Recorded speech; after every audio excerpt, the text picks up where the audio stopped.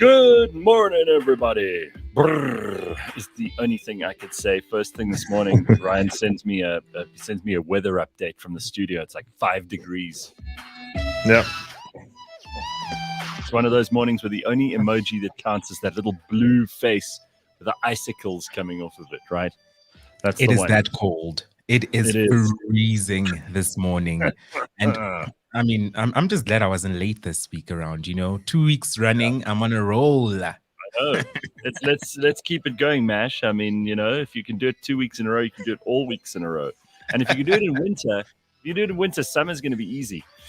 All right, everybody. I heard there was some snow in the Eastern Cape yesterday. I don't know if that's true or not. Because people send these videos, but then it's like from 4 years ago or whatever. I still don't understand why people would do that. What it is about dumbasses and like people who obviously have nothing going on in their lives that they have to forward videos about like a car accident that happened 3 years ago or a riot or a cold spell or whatever. They don't check their sources. They're like, let me forward this to as many people as I can because I'm a fucking idiot sheep. Yeah. Our mothers, yeah. So right. Well, yeah. It's old. No, it is. It's old people because they grew up in an age where they just believed anything the news told them. Right. So the news would say there's snow in the Eastern Cape, and even though if they lived in the Eastern Cape, in exactly the place where they said there was snow, they'd never go outside and check. They'd go, well, the news says so. It's got to be true. It's going to be true. That's exactly how it is with older people. And I know this from my aunts as well, including my mother, of course, because my mother is the worst source of fake news. She'll send you these voice notes like, it's going to be a national shutdown. Go buy toilet paper. And I know that, look, she's my mother. I love her. I know it's fake news. And first I used to be like, Mom, stop forwarding these, Mom, you have to stop. But now I'm just like, you know what? I am tired. There was one time when an uncle of mine, one of my dad's brothers, actually not accidentally, those links where like you click the link and then like it's like share to all your WhatsApp contacts and then you don't even realize that you're sharing porn with them. Oh, it happened to an uncle of mine. Actually, I think last week. It was last week. My mother calls me furious. She's like, your uncle sent me disgusting things. Your uncle is such a ghastly human being, blah, blah, blah. And I was like, well, I'm following me what uncle sent you. You see? She sends it to me and it's some link, some weird link. Never click on links. And don't fill in your details. Never click on links. I tell everyone this. When you send a link, don't click on it. I was very nearly scammed last week, and I figured it out just in time. So I had ordered something for my house, and the courier was going to deliver it last Thursday, okay?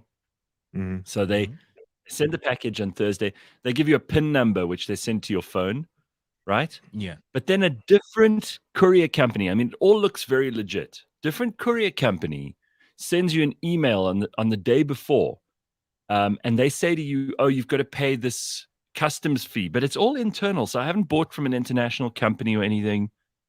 So I'm already very suspicious.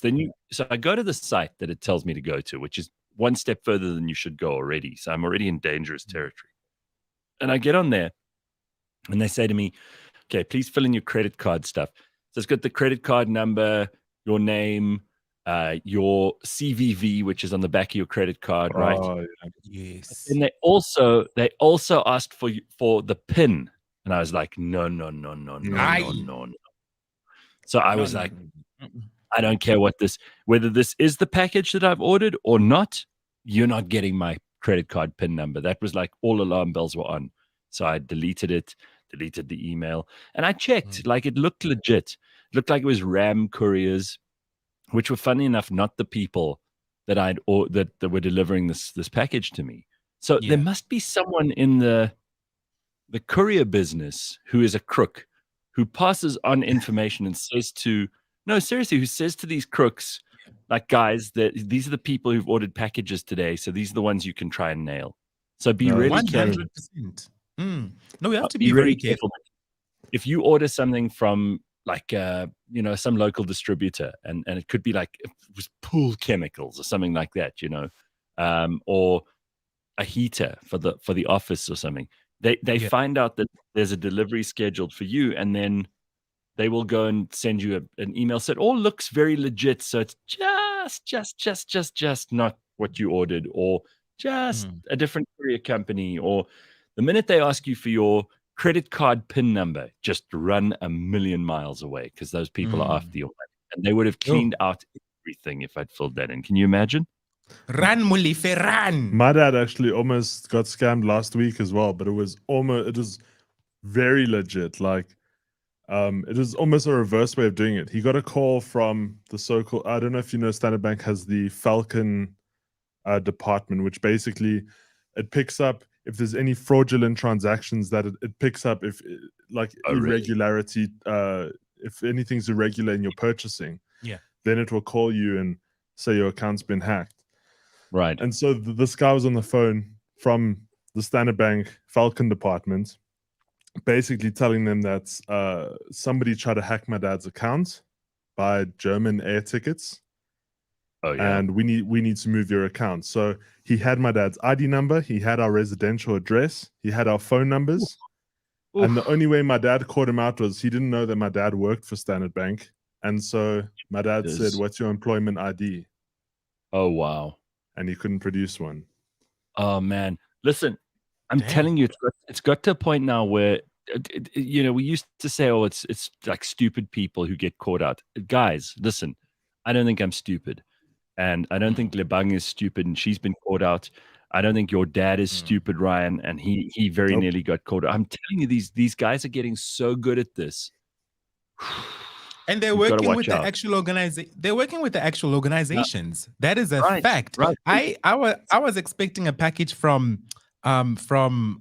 Switzerland, actually, quite recently, and was coming through the post office. And this package has been at the post office for quite a number of months, I'm not going to lie. And simply because I know that when I go there, they'll be like, oh, you have to pay this amount of money to get your package. And I'm like, this package is free, y'all. I'm getting it for free. Why should I pay for something that I didn't even ask for? This brand way, they always add this huge, and they said they add this huge amount to it, because now the customs, if you import anything, like let's say you ordered, I don't know, some piece of fabric from America or something. Yeah, they will add so much in terms of customs now, because the governments have become so greedy about anything that you bring in.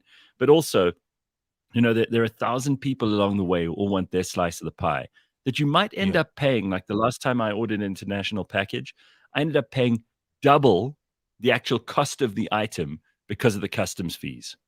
Exactly. I didn't pay mine. I ordered a 600 or 700 rand shirt that included shipping, and then they wanted to charge me. The post office wanted to charge me 1,200 rand on top of that. 1.2. So what did you do? 1.2. I told them I don't need it. Don't worry, you can keep it. But then what about your shirt?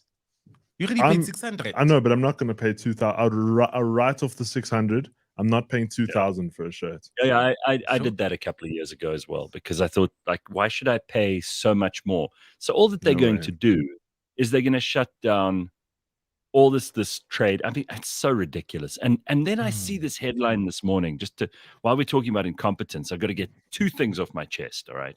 Remind me that there are two, because the first one is something Ryan sent me this morning. Ryan, I was having a quite good start to my day until you sent me this. This is from Times Live. Okay, so you want to get annoyed, everybody?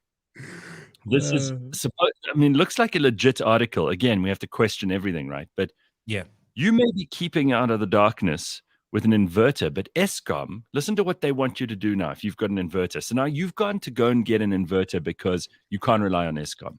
Okay, so you've bought that at your expense.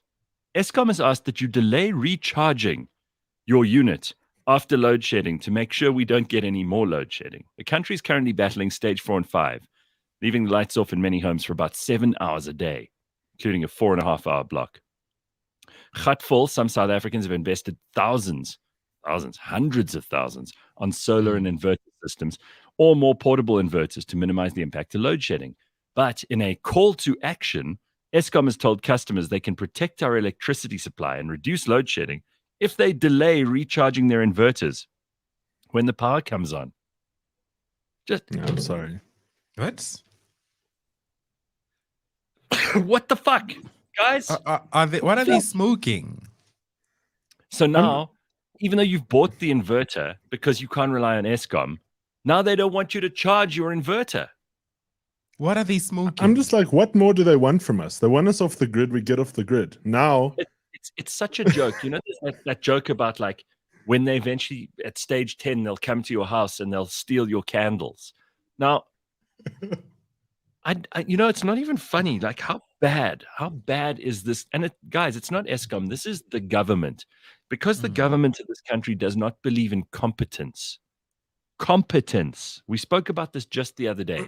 What do you need in an employee? What do you need in a service provider? What do you need in an employer? What do you need in a friend? What do you need in a lover? You need reliability. You need competence. Like you basically being able to do the very obvious job that you need to do, right?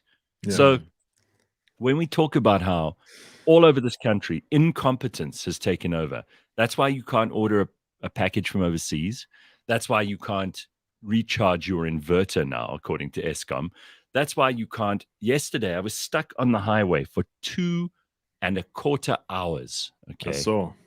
So this was just between Allendale and New Road, which is not a long distance. I was stuck in that distance, which is not even, I think it's like 4 or 5 Ks, crawling along, stop, start, never got above like rolling speed downhill, you know, like because there was an accident. Ironically, some courier van had got into an accident with somebody.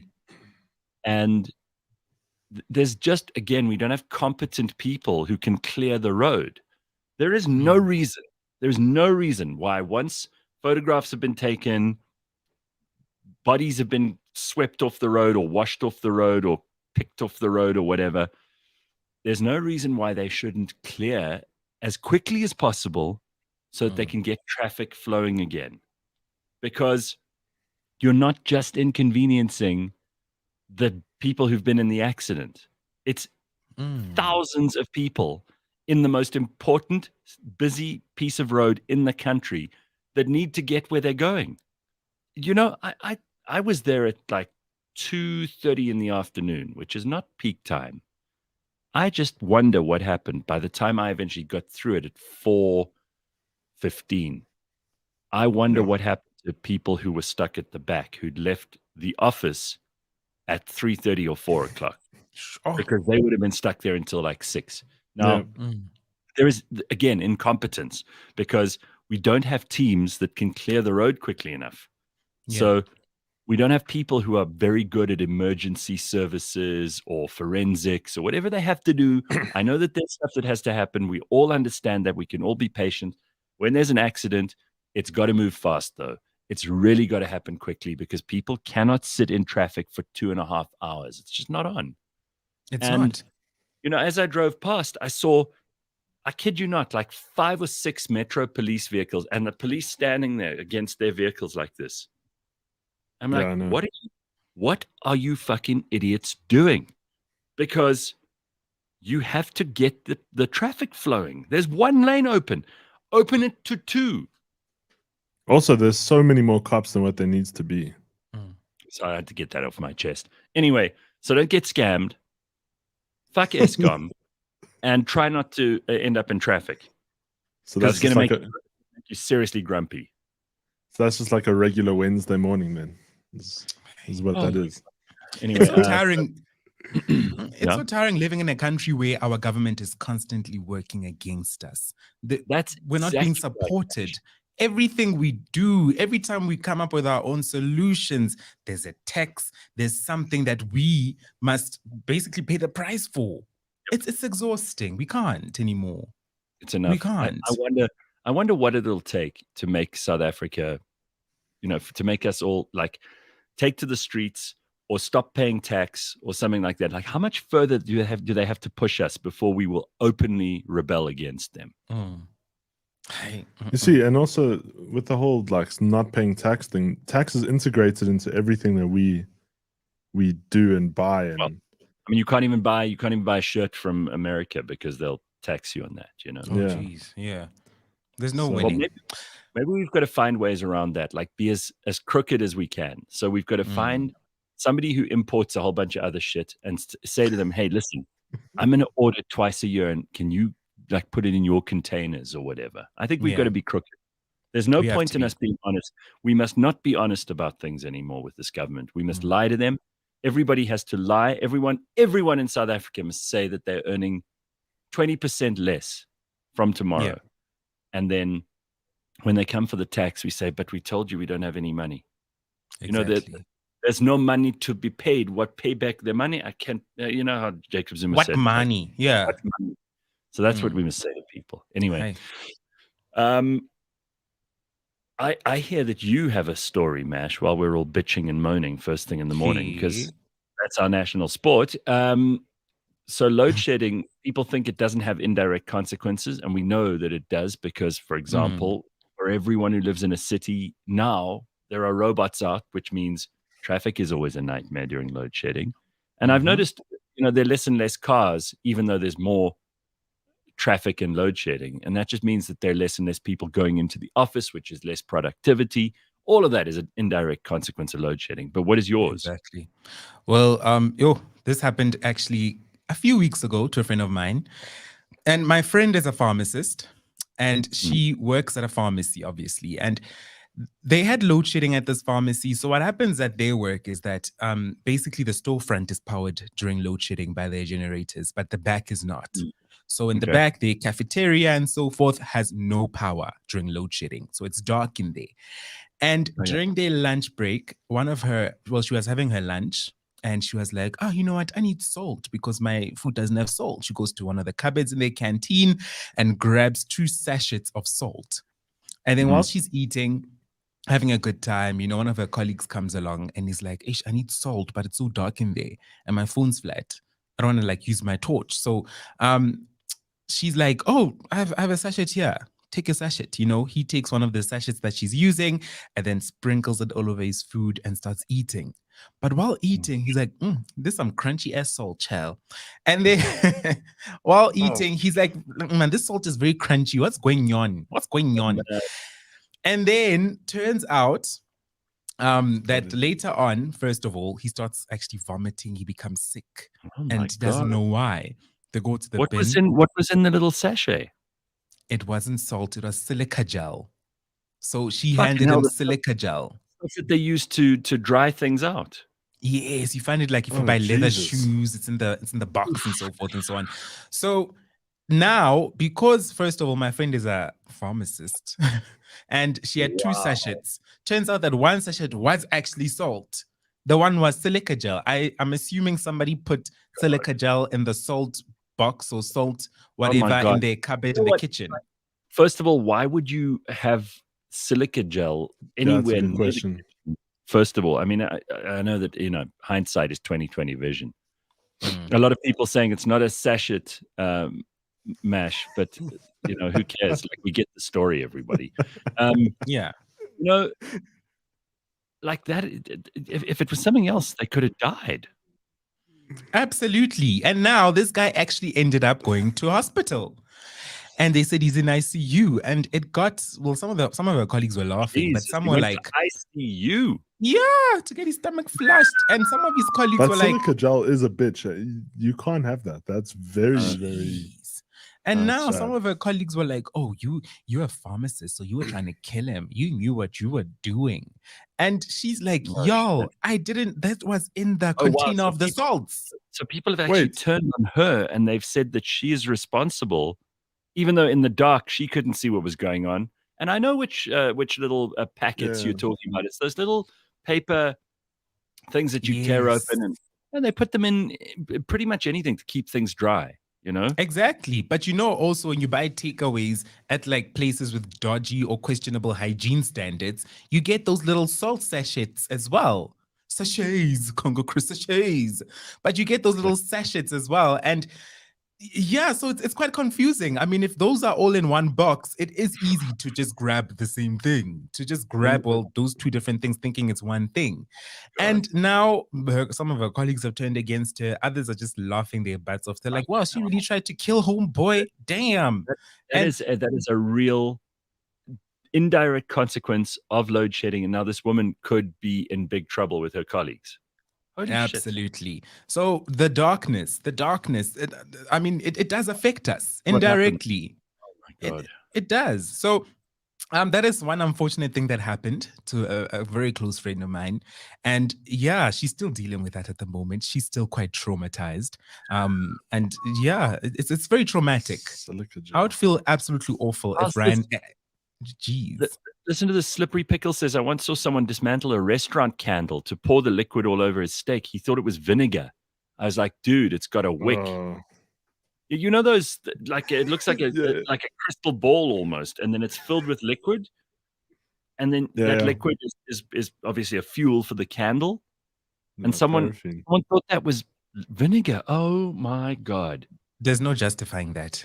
That person should go straight to jail. There's no justifying that. That is weird. Speaking of jail, my dad is actually, I was talking to my dad last night, and he's currently in Mangaung. And I've been calling my dad quite a lot recently because I'm trying to dig for information. My dad is actually part of the team investigating G4S, the Mangaung prison, the Thabo Bester thing. So I've been calling him every single evening. Hi, Dad. How you doing? Yeah, you know, I've never heard from my son this much. He's like every day. This guy really loves me. And I'm like, yeah, how are things going there, Mangaung? Is there any new developments, or what's going on? And my dad is just like, look, we're still investigating. I can't share anything yet. I'm like, yeah, but I'm your son, we're family. So share as soon as you guys come up with something. So I'm still on the lookout. I'm still researching. I'll be calling my dad again this evening to find out any new developments or anything. And I'm gonna come back to you guys with a 411 should any new developments come up in that regard. Awesome. Yeah, the correctional services is taking that prison back. And that's really out there. And yeah, they're just doing an assessment to see where exactly is the prison standing? Is it in good condition, bad condition? Do they have to improve anything? Don't let some advocate Breitenbach get there. She'll bulldoze that thing straight off. She will. She's not happy about those prisons. A lot of people are saying that the person Slippery Pickle told us about in the comments who put vinegar on their steak, they deserve to die, because who puts vinegar on their steak? Yeah, that's the biggest question. Oh, wait, is that a thing? Have you ever done it, Ryan? Gareth? No, vinegar on a steak? Vinegar no, on a of course not.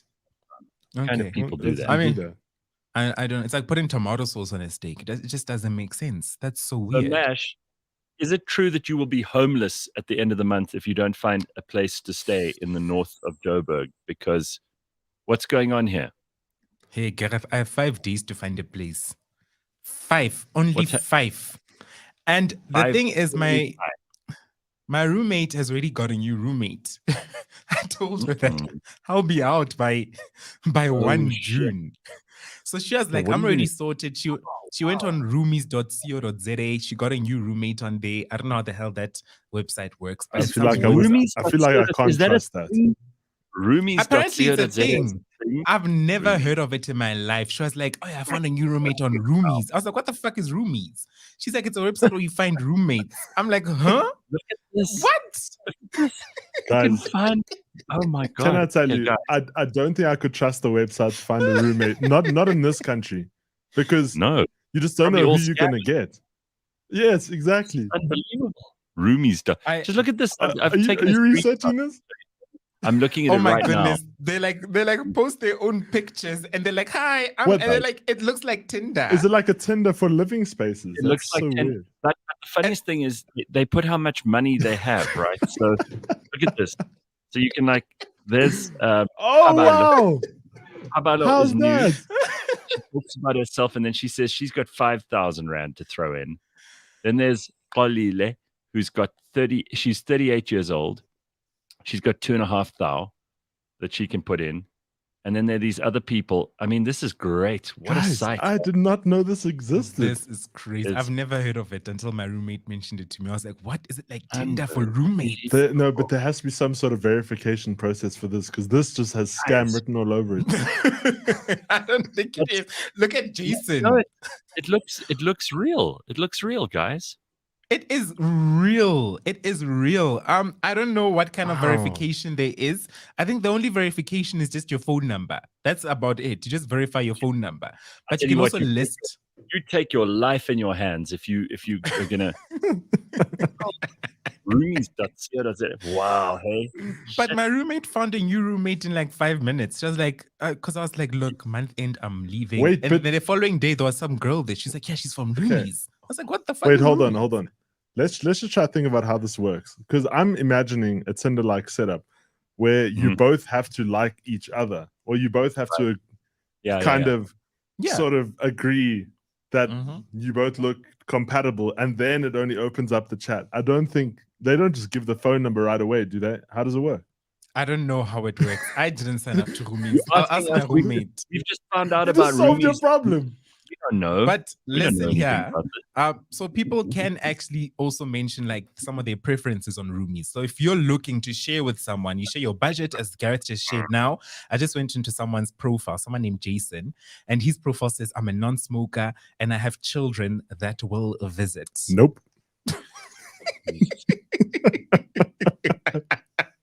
And this is just crazy. It's like the first time I've heard of this. And I've just been scrolling this thing. One guy, his profile says, I have a cat. That's all it says.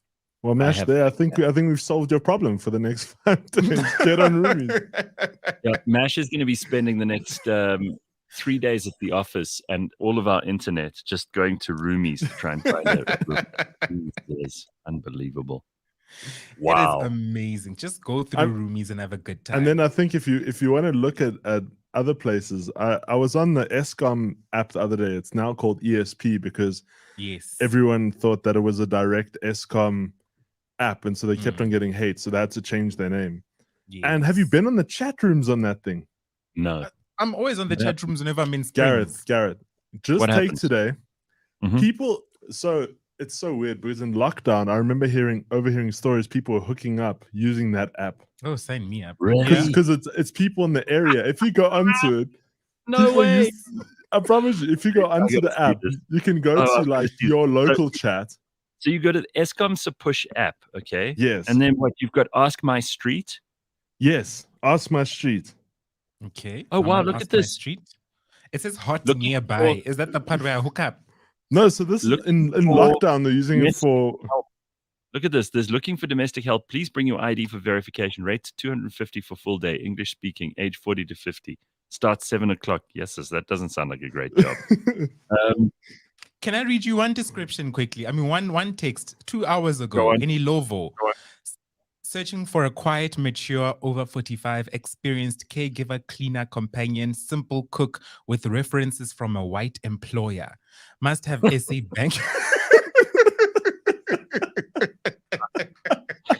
This country, eh? This, like these chat rooms on this app is wild. I didn't even know this until I went on it the other day because our power randomly went out. So I wanted to see what everyone was saying. And then people were just using it for jobs and selling Justice. stuff. And Justice says people sell fat cakes and hookups. It's crazy. People interact on that. It's amazing. Wow. oh man. People are just looking for maids on my side. It's amazing. I love it. So they renamed Eskom on Google Maps, right? We talked about this yesterday. Yes. Yes. And they changed it to Eskom Gravy Train or whatever. So apparently, this is according to who is it, Congo Chris this morning. They've changed Lutuli House and they've changed it to Loot Freely House. Loot freely Right. house. I love that. Oh my Good. goodness. Because Accurate. first of all, anyone who's going to Mega Twat Park or Loot Freely House, whoever's going to those places should get lost because they're not important people. They're not making important decisions. They fucked up everything they touched already. So I just love this. But I cannot believe people are hooking up on the Eskom push app. I am thoroughly shook. Wow. Oh man. Oh, someone else wrote here, based in Ferndale. Hey, I'm looking for people. They spell people P-I-P-O-L, who are willing to go to Fourways Farmers Market next Sunday for fun. One from May. She says, "Hey, anyone do braids around Illovo?" Wow, this is I'm gonna just be scrolling through this all day. This is I'll tell you crazy. what, we don't need high quality entertainment. We just have to find these places on the internet, and everybody will be Yeah. happy. We just have to go to Eskom Push or Roomies. By the way, guys, I wanted to tell you yesterday. Apparently, Slippery Pickle has put a Google comment for Lutuli House in Durban. SA's premier wife swapping venue. So great. Oh my goodness. But I am still looking for a place to live though. So I'm first of all, I'm looking somewhere in the north, and any area is welcome. So any place I can get in the next 5 days in any area, which areas are best? Mash, you using the show like these guys using that Eskom app. He is though. He is. Please, people. people, please help Ash. Oh God, this. I don't want to end up escorting to Roomies, so I'd rather use the show rather. So, No, but Gareth, yesterday I was having a chat with some Piwe, right? And she pointed out something to me. She's like, "We missed something like a whole month ago," and I'm like, "What are you talking about?" So I'm sending you this this link now. This one you can click. Did you know that we had a near pandemic of cockroaches in this country about a month ago? No, it wouldn't surprise me. We've got every other kind of pandemic. I was like, you know what? It's bad enough that we're having water issues, power issues, fuel price issues, but now there was a huge cockroach infestation in Gauteng, KwaZulu-Natal, and the Western Cape. Oh, I mean, German cockroaches. It's not ANC members who are trying to steal money out of people. They're cockroaches themselves. Not to be confused with the ANC members, no. Oh, right. Okay. So the German cockroach is identified as the most common type found, especially in Gauteng, Western Cape coastal areas from Richards Bay to Port Shepstone. However, other experts in the field played down the concerns. Dr. Gerard Verdoorn, Operations and Stewardship Manager for the association, exposed the large-scale unlawful use of pesticides, which are not registered, blah, blah, blah.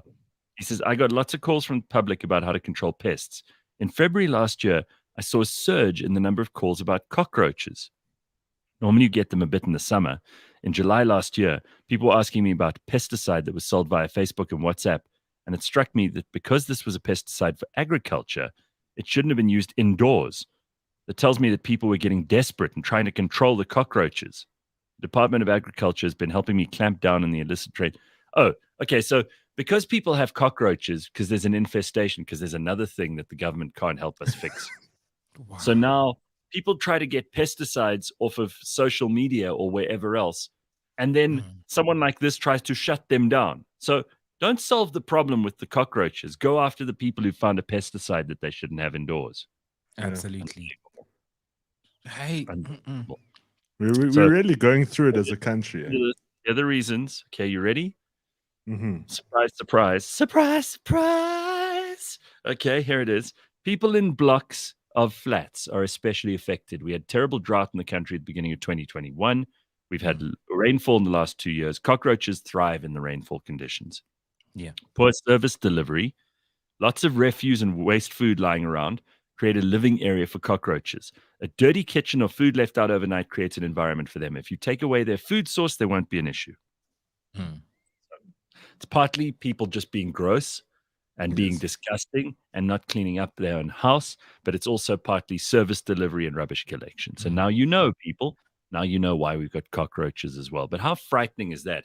As if we didn't know about that. I mean, a whole near pandemic of them. I actually believe this, for starters. In my previous place, as you guys know, my previous place was basically cardboard walls, so just cardboard boxes. And I had a neighbor who had cockroaches like crazy. And the one problem with a place like that, actually most apartments, is that If your neighbor has cockroaches, you'll see a cockroach in your place as well at some point or another. And it's not even your own fault. You could be the cleanest person on earth, but live next door to an absolute scumbag, and you will suffer the consequences. And when I was living here, I was suffering the consequences quite severely. This guy had cockroaches galore. And to top things off, he started selling food from his apartment. That made things worse. And I remember I never bought food from him. I went one time. And as I was talking to him, ordering food, there was literally a cockroach crawling up the wall behind him. And I was like, you know what? Cancel the order. It's fine. I'll go. And I never went back there again. The same grammar Nazis who were complaining about MASH saying sachet instead of sachet, they're the ones who are saying, Ryan, it is not a cockroach, it's cockroach. But it sounds so much funnier. I mean, I know. Don't we all as South Africans say cockroach? Cockroach. Yeah, we all do as South Africans. It really makes it much funnier. That's what I feel. Tracy says, here's another thing on the Eskom's push app. This is in a message. In order to spread good vibes, I'd like to ask you if you could send cute photos of your pets or kids. Thank you. What? Is that what somebody put on there? Someone put, please share. What creepy shit is that? Share cute pics of your pets and your kids. Unbelievable. What? Please do not. Call the cops. Yeah. Well, apparently Cape Town CBD is swimming in rats at the moment. That's nice. I saw a video of the rats, and the rats are big. It looks like a cat. I give up. Like, everybody just go back to sleep this morning. I don't know what. I mean, cockroaches, rats, Eskom telling us not to do cockroaches, traffic, scams, people resorting to dating on room mate websites. What is this? Unbelievable. Fuck. Time to be alive. Unbelievable. Yeah. Can the pronunciation priests please calm down, says Fatima. Yeah, I agree. Cockroach. Yeah, I wonder how long it's going to take for the pedophiles to find the ESP app, because they, this for them that would be like, so it's dark in your area, and you've posted a picture of your child. It's like perfect for a pedophile, right? Oh my god, it is. I just wonder who sits on there, because I only did it the other day to entertain myself. I doesn't find out but who sits on there and monitors all this stuff? Like who? Don't know. And do we now expect the app, which is already doing all this work for us, so that we can find out whether there's load shedding here or load shedding there or whatever? Because Eskom can't tell us. So, it took a private individual. We interviewed the guy last year. Remember? It took someone outside of Eskom to figure this out. Now we want them to also moderate their comments section. Do you think these people don't have anything to do? Yeah. They're busy trying to find the schedules for load shedding. It's enough.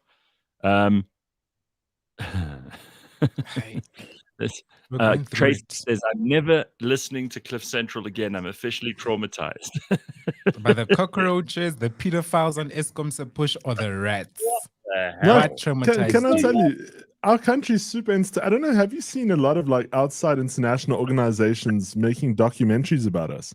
We are popping. I sent you, Gareth, I think I sent you a link like a week ago. The BBC did an 8-minute documentary on why we have load shedding and how we're an example to the rest of the world. And I was like, I'm so sick of South Africa being used as an example now.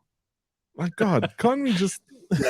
We're not known for our mountains anymore. We're just known for our poor service delivery and cheap things for overseas people to come. Like that person in the family who people go, you mustn't end up like that person, cousin, whatever his name. You mustn't end up like him. Like, we are the example of that relative who you don't want to end up. The rest of the world looks at us and goes, I don't mind what happens here, and things are shit, but we mustn't end up like that one. Hey, unbelievable. All right, so here's a quick reminder. I have to keep reminding you, do not forget to like and subscribe, especially if you're new to the show. Yeah. There are lots of new people every single week. There are lots and lots of new people who join us. And please, guys, it'll take you like 2 seconds, but it makes a huge difference to us, because we have to keep seeing those numbers going up and up and up. So please do it. It'll take 2 seconds of your time. So a lot of people talking about Fikile Mbalula, who was interviewed by the BBC on Hard Talk. Yes. Has anyone watched it though? Because I haven't seen it. And I saw honestly, Tracy said she watched it. Okay, so And tell us about it, please. No, well, I don't know much about it, but she said basically it sounds like a whole interview that, you know how they say a lot that says nothing. Oh, right. That's how she summarized it. But I'll go watch it today. What on earth? So was it Julius Malema as well? Huh. We will find this out and report back tomorrow. Nikki does say, what about old Julius calling back all the Indian and white skilled electricians who left the country to return and fix Eskom for free? His statement is they must do it for the love of South Africa. Let's just think about this, everybody. So the other big thing that's going on in the country at the moment that everybody's talking about is this ridiculous Employment Equity Act or whatever it's called, where basically you got to have so many whites, so many blacks, so many Indians, so many coloreds. And the weirdest thing is, like, in the Indian and colored category for one of the particular provinces, you can have 0.4 Indians, which means you can have an Indian person's leg and arm, but you can't have the whole of their body. You know what I mean? It's utterly ridiculous. And nobody's talking about this because it's just so stupid. But watch the government try and push this through. So if Julius wants people who used to work for Eskom, who took retrenchment packages or got fired, to come back and do it for free, he's just talked himself out of a job in politics. No one can vote for someone that stupid. Fikile's interview on the BBC Hard Talk was a beautiful display of someone talking a lot, but saying absolutely bloody nothing. Also a stunning example of why the ANC cadres shouldn't do interviews ever. But BBC Hard Talk famously doesn't allow people to just talk shit. So was the interview high? Was the interviewer high? Was he not paying attention? You know? I'm gonna go. Anyway, I'm gonna listen to it as well. Yeah, I think we will go to see what's going on there. You know, to get in the head of Fikile Mbalula, I mean, it's like a wasteland up there. You've got those tumbleweeds rolling through town and just nothing. Wah, wah, wah. There's just nothing going on there. Just all right. So Ryan, is it true? Yeah, like wind. It sounds like wind in between ears the whole time. Ryan, I heard that you managed to get off the water grid. Yes. So yesterday, you got a borehole? We got a borehole. So we've had a borehole for a while now, but the annoying part is, and I don't know if it's everywhere, but particularly in the West Rand, when the power goes off, the pumps shut off, so there's no water anyway.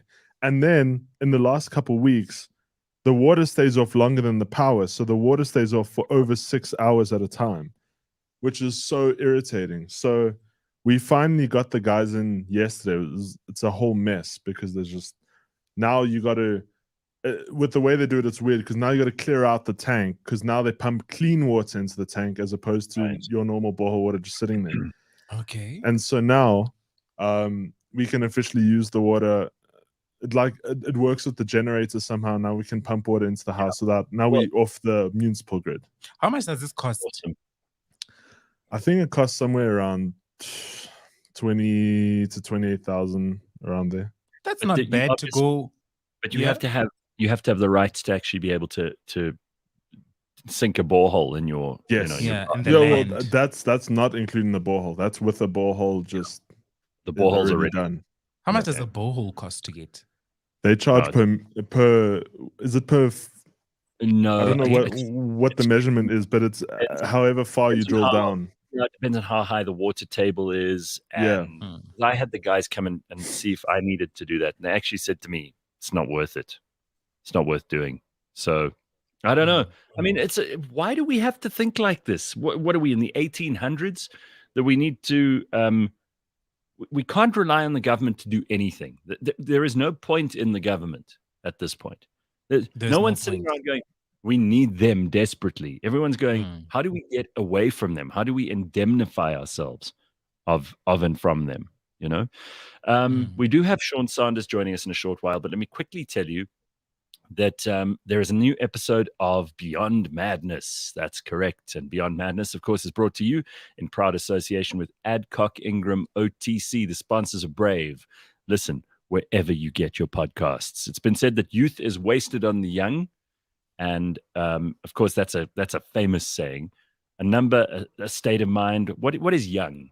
I mean, what would you classify yourself as young? I know people who are like old as F in their 30s, and I know people who are in their 70s who are as spry and as young as ever. So, what defines youth and what defines age? And is it just a number? On this week's episode of Beyond Madness, Prof. Christopher Paul Szabo and his guests discuss aging, how to embrace what is inevitable rather than fight what is a natural process. And some people are really good at this, and some people, Madonna always springs to mind. There's someone who's just not comfortable with getting old. She does not want to get old, and she will do whatever it takes. And she will go to the plastic surgeon 3 times a week if she has to. So, how do you define age? I mean, there's age and there's maturity, right? Age is obviously a fact. You can't, even if you are, 35, and you want to identify as a 20-year-old. You can't do. I feel like the old bracket gets in between 70 and 80. I feel like, you reckon? Yeah. I don't think before. I used to think when I was a kid, my grandparents who were, none of them really made 70. Yeah. So I used to think in their 60s they were old. Now I look at my parents who are like in their late 60s, early 70s, and I think they're not as old as my grandparents were when I was a kid. But it's all relative, right? It's all relative. It's very difficult to figure this. And also, I think people are living longer, and they're living healthier for longer. So I think this age thing is really interesting. So listen to Beyond Madness, which is brought to you in proud association with Adcock Ingram OTC. The sponsors are Brave. You can find it wherever you get your podcasts. And I suggest you listen to this episode just based on the conversation we've already had. And we're just scratching the surface here this morning. All right, let us turn our attention now to what you should be doing with your money. And the reason we do that is because we've been walking a journey with Revix virtually from the get-go. And we're going to speak to Sean Sanders, who everybody loves to hear from, and talk to him about some of the things that are going on in the news at the moment and what we should be aware of in terms of investments. So here he is, the CEO of Revix.com, Sean Sanders. How's it, Sean? What an intro. Morning, guys. How are you doing? You deserve a good intro. So let's talk to you about things that have happened, because obviously last week we touched on this very briefly, but 2022 was a terrible year for crypto. A lot of people just cut their losses and dropped out, right? What has changed since then? Let's look at, you always tell us, Sean, look at the long term, but what is happening overall in the crypto space since 2022's dismal year? Yeah, so 2022 is the year that you want to forget in the crypto space. The market pulled back roughly around 74%. And we started this year, and the crypto market actually has picked up steam. So a lot of people don't know this because crypto hasn't been something that's really spoken about. But I mean, the entire market's up roughly around 45% year to date. Our top 10 bundle, which is, where you get exposure to the top 10 largest cryptocurrencies, that's up 49% since the start of the year. So, 5 months and 24 days. That's not a bad start to the year. I mean, Bitcoin's up 64% year to date. Ethereum's up about 54%. So it's not been a bad year. And also just an interesting stat is that 69% of all of Bitcoin's supply at the moment, which is roughly around 13.2 million Bitcoin, have not moved in the last 12 months.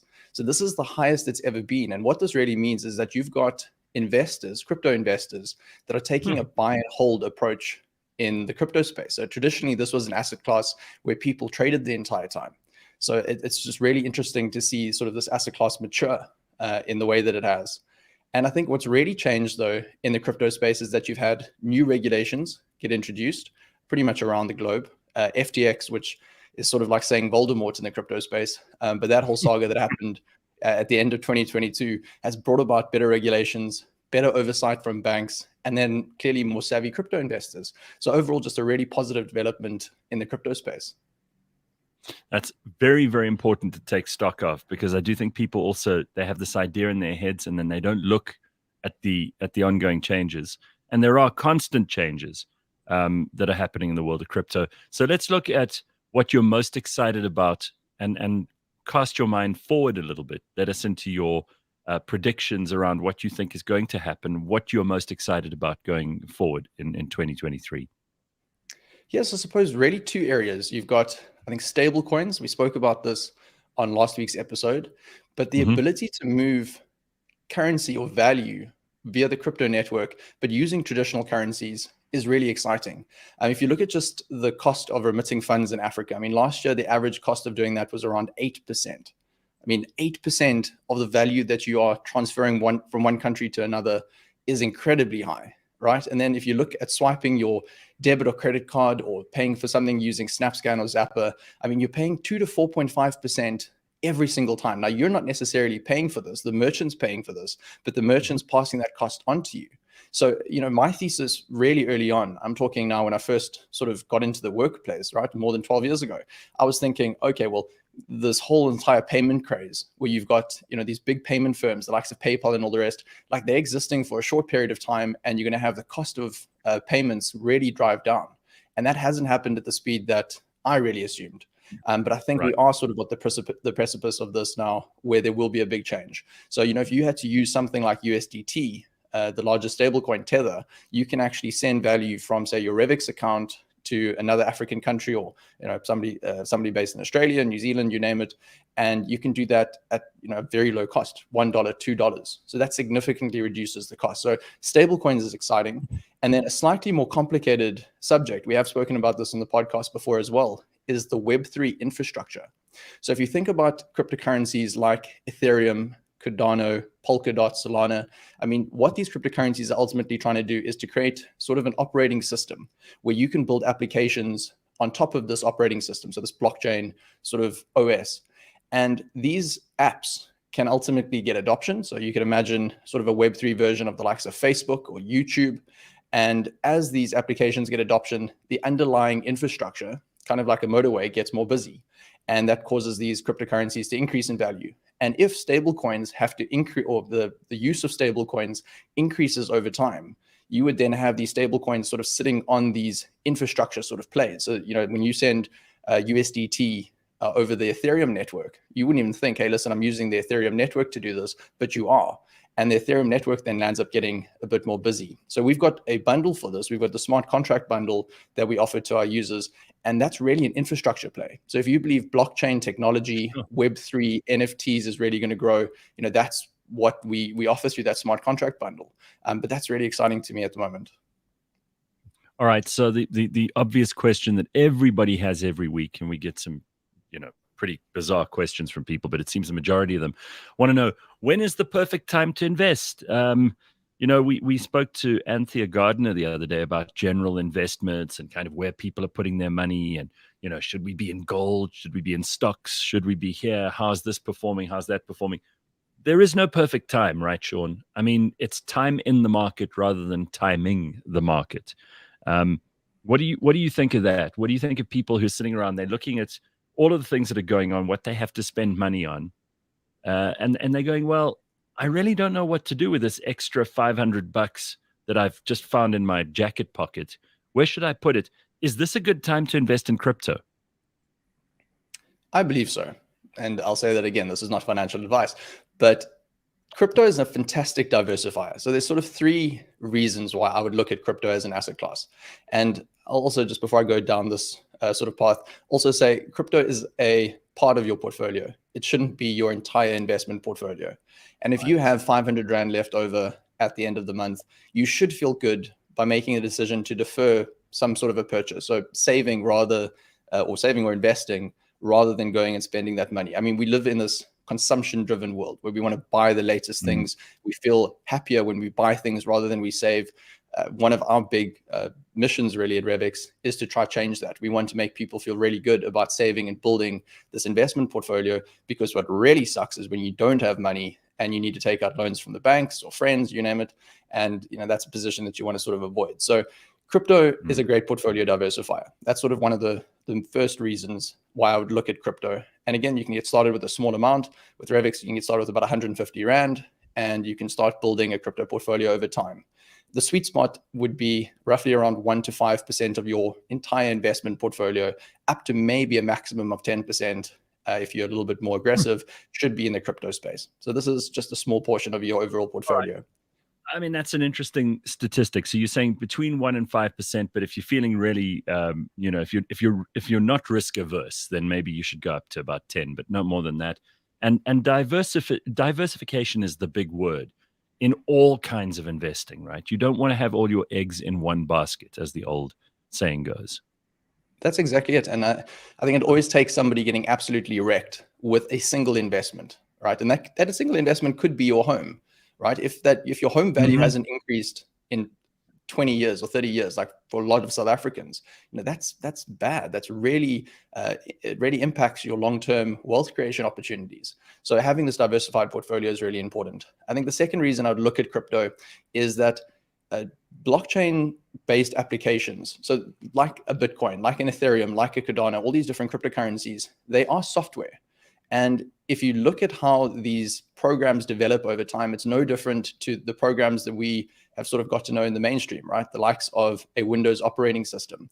So they're constantly being improved. They're constantly being refined. Right. So the fact that sending crypto right now isn't the best user experience, I mean, I think this is just part of the journey. It's going to improve over time. It will become more mainstream. And there's still a lot that's going to happen in the space. And then maybe the third reason, and it's probably the most important reason for me, is that if you look at the brain drain that has happened from the traditional financial space, from software development firms into the Web3 and crypto space. I mean, even during this really bearish market that we've been in, this FTX gloom that we've had for the last, say, 12 months, right. I mean, you've still had a lot of smart people enter the space. And there's probably more asymmetric return potential in the crypto space than any other asset class. So what I mean by that is if you invest in crypto, the maximum that you can lose is what you put in. The maximum you can lose is 100%. But if this asset class continues to get mainstream adoption and grow in the way that we expect it to, you can make many multiples of your investment. And asymmetric returns is really just a fancy way of saying that. So, that's one of the last areas that I'd look at and go, maybe, small allocation to crypto, there's the upside opportunity that compensates you for the risk. All right, there's always an unrelated question. Hermine wants to know, God damn it, we need an episode on Sean's skincare routine. So obviously people very impressed with that. Anything, any secret? I mean, you're not doing financial advice, but maybe you want to give us skincare routine advice? I don't know. I'm looking at my camera. I'm like, is there a filter or anything? No, I wish there was. I love your viewers, Gareth, or the listeners. They compliment me left, right, and center. Yeah, you're Sean's skin routine is going to go very red all of a sudden. My word. Wow. They don't compliment me and Ryan and Mash. So it's just you this morning, Sean. All right. Thanks, dude. Nice to see you. And we will catch up with you in a couple of days' time. Brilliant. Guys, have a good week. Talk later. There he is, Sean Saunders. And Revix.com. You can find out more by going into Revix on social media. You can check them out there. You can actually speak to someone there if you're not sure what you want to invest in. You can go and look. They've got plenty of research on the site as well. So you can see all the latest articles on various kinds of crypto investment, and they allow you to effortlessly own a diversified portfolio of the world's top cryptocurrencies, which automatically stays up to date with the ever-changing market. Go to Revix.com, the smart way to invest in crypto. All right. When we come back, I'm going to discuss Harry Oppenheimer with Michael Cardo. Michael Cardo is a member of parliament here in South Africa. He's written a brilliant book about Harry Oppenheimer, who is probably one of the most powerful business people to have ever operated in South Africa. The Oppenheimer fortune is well known now, but when he inherited much of it from his father, Sir Ernest Oppenheimer, all those years ago, he seems to have made excellent decisions from there on in. He had a very interesting life. We talk about all the things he got up to, and people love hearing about these business moguls and the way that they operate, the decisions they make, their family relationships, all of this stuff. So Michael Cardo has written a brilliant new biography on Harry Oppenheimer. We'll talk all about that. It's coming up next. Don't go anywhere. CliffCentral.com. It is Wednesday morning. This week on the Auto Trader podcast. So I did some digging And I found that essentially South Africa, we are number 95 out of 168 countries in terms of our price of fuel. In relation to? No, that's just the base price of petrol on average. Okay. So this is not in relation to anything. This is just base price, how much we're paying for it. However, if you flip the script and look at our average income versus how much on average we're paying for fuel, we're sitting at around 6, which is not great. It's about 5% of our income is fuel. Catch us every Monday at 9 a.m. on YouTube and on autotrader.co.za.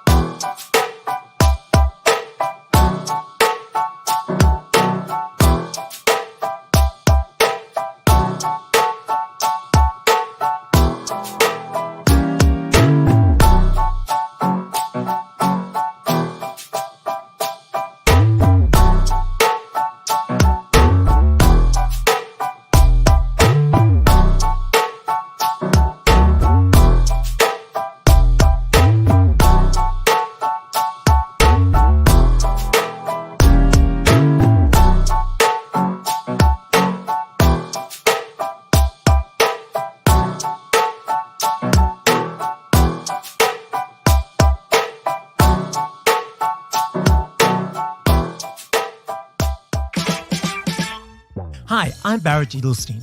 Join me for my podcast, Celeb Savant. Today I'm with Sophie Ellis-Bextor.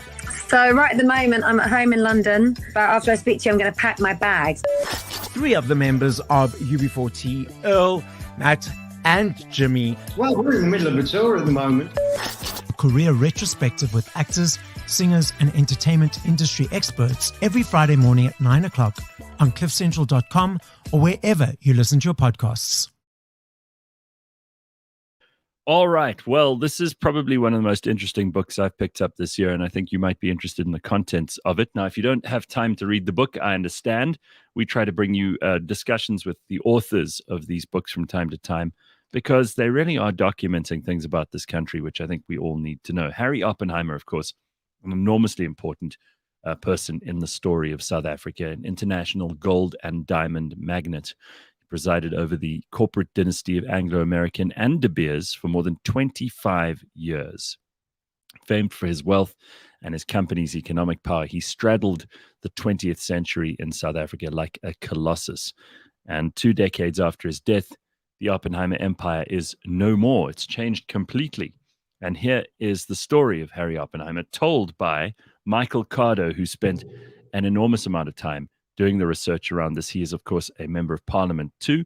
And I thought that this was an interesting discussion that you might want to hear all about. So here it is, without further ado, the story of Harry Oppenheimer on cliffcentral.com.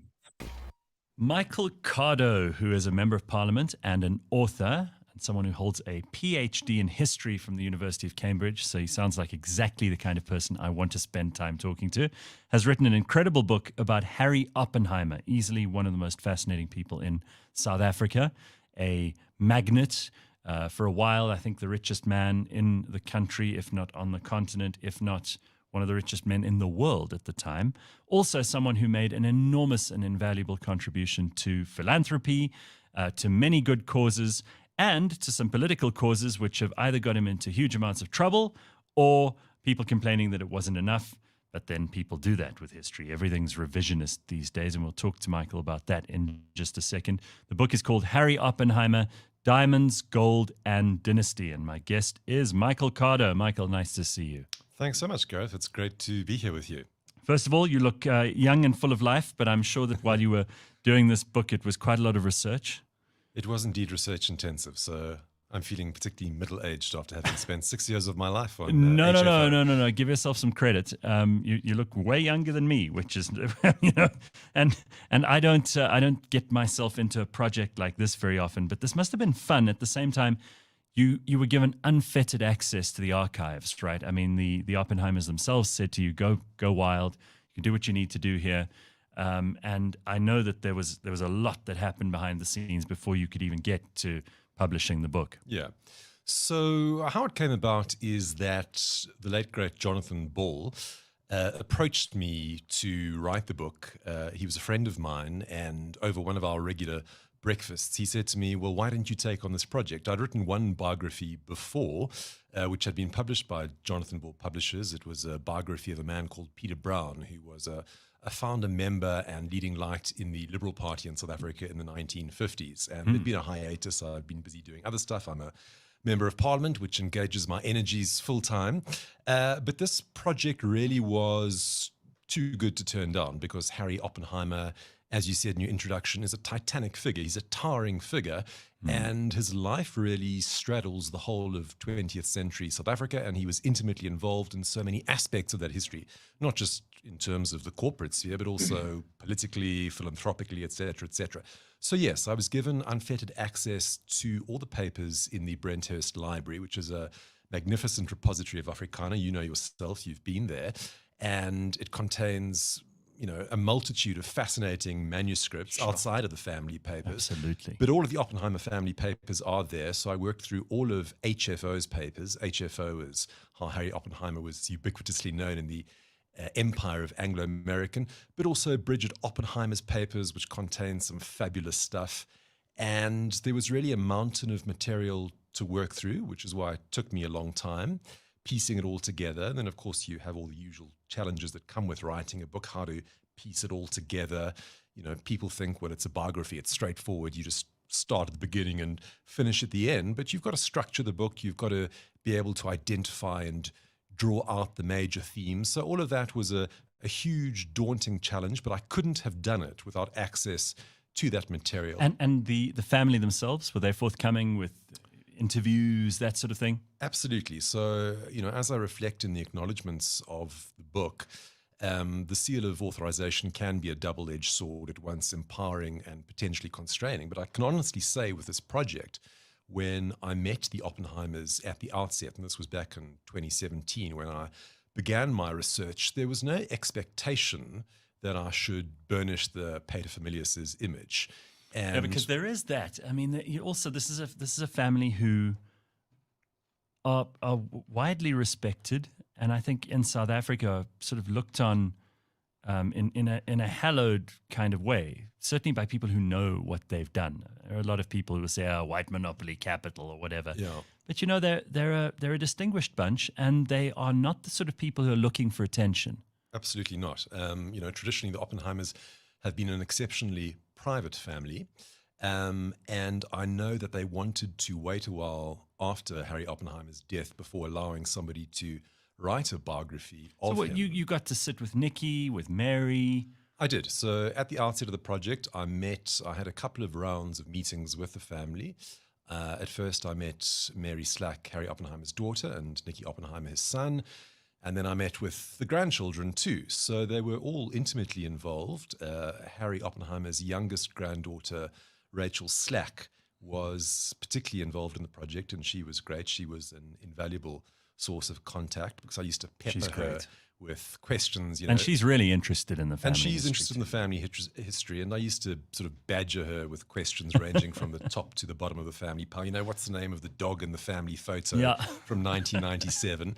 And she was always willing to help me out. And yes, I wouldn't have been able to get access, apart from the papers, I suppose, to many of the people who knew and worked with HFO. So there's a legendary man, Julian Ogilvie Thompson, known as Jot in the Anglo fashion, who I think must be approaching about 90 years of age, but he really is an encyclopedia. He knew or had perfect recall of everything that ever transpired in the Anglo-American Empire. He started out as Harry Oppenheimer's PA. Was he like the right-hand man? He was. Well, he started out as the PA in 1958, and he eventually became chairman of De Beers and Anglo-American too. So he was there for a very long period, and he's got a mind like a steel trap. I mean, he has perfect recall of everything. So it was wonderful speaking to him.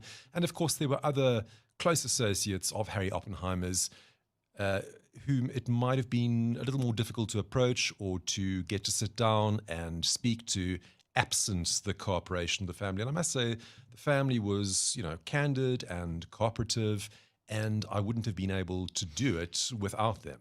All right, but then if we look at the family who are the future, and we look at the past, which is Sir Ernest Oppenheimer. Yes. I mean, he was an interesting man and also a force of nature. And really, he was the original. Yeah. He was the founder of this dynasty. And no doubt his influence on Harry was enormous. What role did he play in this biography? Well, that's a very good expression to describe him as a force of nature, because he was exactly that. You are quite right. He was the first generation founder. So Sir Ernest Oppenheimer founded the Anglo-American Corporation in 1917. He'd actually come out to South Africa about 6 months after the death of Cecil John Rhodes in 1902. As a young man, he was born in 1880. So they never met?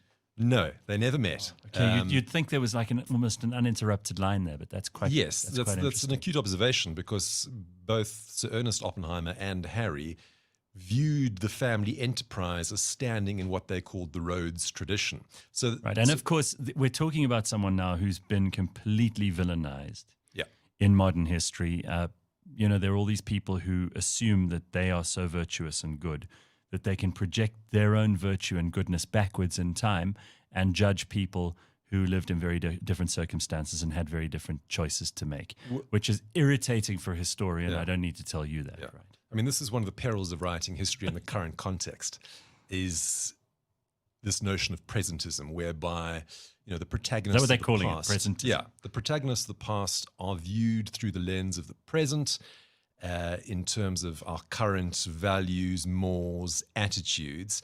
So it's very easy and a very prevalent thing for somebody like Oppenheimer to be hastily dismissed on the basis of not living up to what we regard as the proper progressive, politically correct standards of but today. it's not just, I suppose this is the irritating thing, is it's not just in respect of one or two aspects of their business dealings, for example, or maybe their attitude to certain practices that were continued at the time.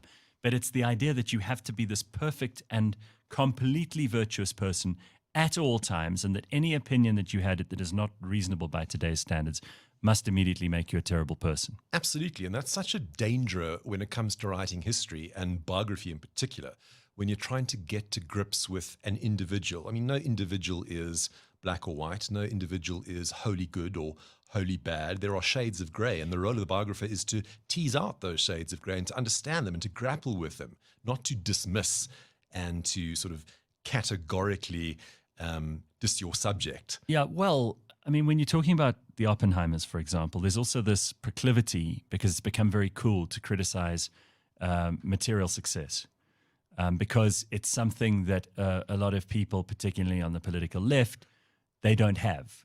They can't even count in their number any particularly materially successful people. Yeah. And that's part of the reason maybe they're on the left. But in today's society, it seems that if someone has been the kind of,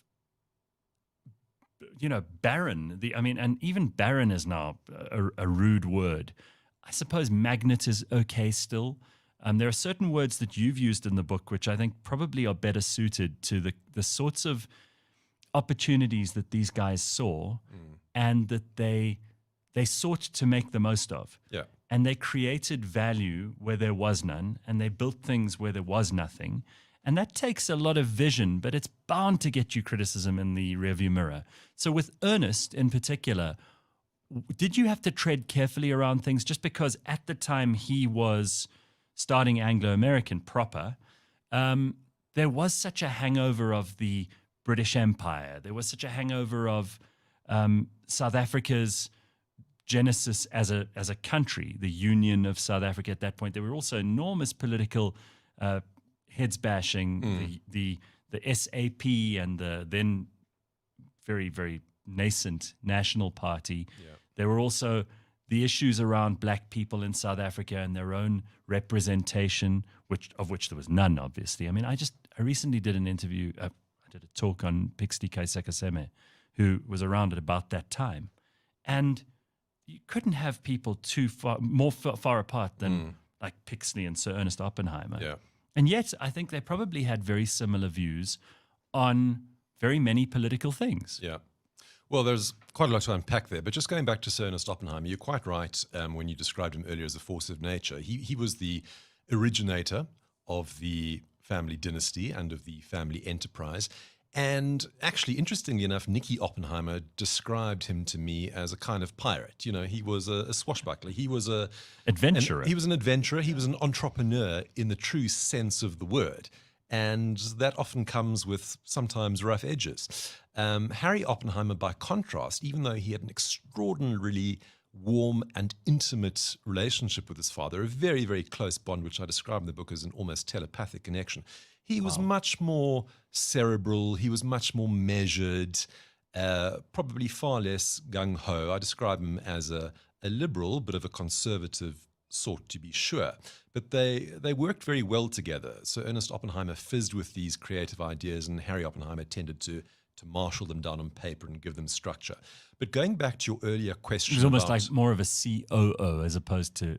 Yes, and certainly, yeah. I mean, remember when Sir Ernest Oppenheimer died in 1957, Anglo was beginning to become a big, sprawling beast. I'm not sure that its administration and its structure was that easy to navigate. And Harry Oppenheimer actually modernized and professionalized that to a certain degree. But just going back to your earlier question about wealth, yes, there is a tendency among people on the left to regard billionaires in particular as, anathema.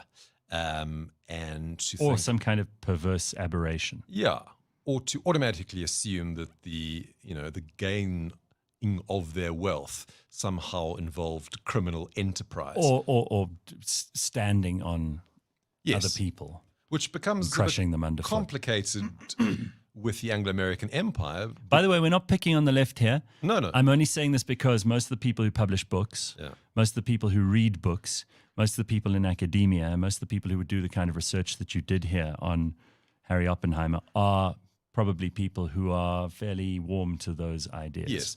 And, I hasten to add, I make no bones about the fact that I probably share certain ideological inclinations with Harry Oppenheimer, and certainly... What were his politics? Sorry to keep interrupting you here, but he was regarded he was regarded in the South African context as a liberal, and partly that was a function of the fact that he really was the financial backbone of the Progressive Party when it was formed in 1959. This was the breakaway of the United Party. It was, the main liberal opposition to the National Party in Parliament, even though it had one lone MP for 13 years, Helen Suzman, between 1961 and 1974. And so when the Progressive Party was formed in 1959, the people who broke away from the United Party, their first port of call was Brenthurst. They went to consult with Oppenheimer and to get the sort of baronial benediction.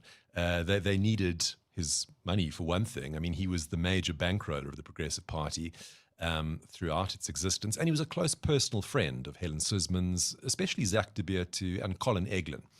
And he was intimately involved with the Progressive Party. So he was regarded as a liberal in the South African sense. But, HFO had a couple of lines which he liked to trot out. And one of them was, in the South African context, I might seem like a liberal, but really I'm just an old-fashioned conservative. And I think that's probably very true. He was a Tory at heart. Right. He was a conservative liberal. And he wasn't perhaps as far-sighted as some other liberals in the South African context. He was a very different sort of a liberal to the kind of liberals who formed the Liberal Party in 1953. They were much more social democratic. Their liberalism was probably more egalitarian for the times, more radical. But Harry Oppenheimer probably best described as a Tory. And the interesting thing about him is that he had very deep pockets. and there were several discrete compartments to those pockets. So at the same time that he gave money to the Progressive Party, he also gave money to Inkatha. He admired greatly Mangosuthu Buthelezi, and he gave money to the Inkatha Institute, sort of a think tank associated with Inkatha. And then I came across a wonderful letter in the archives from somebody pleading for money for Winnie Mandela, who at that stage was exiled in Brandfort, and he stumped up for that too. And, he also... I wonder how many people know about that. He didn't tell people, of course. No, he was very discreet in his money giving. So while we're on politics, when did Harry stop actively kind of paying for other people? Was it when Helen Suzman got out? Was it when the PFP became a thing? When the DA became, or then the DP became a thing? When did they stop as a family, or he in particular? When did they stop kind of paying for politicians and causes in the political realm? Well, Harry Oppenheimer was always a generous benefactor to the Progressive Party through its various reincarnations up until the time of his death. He died in 2000.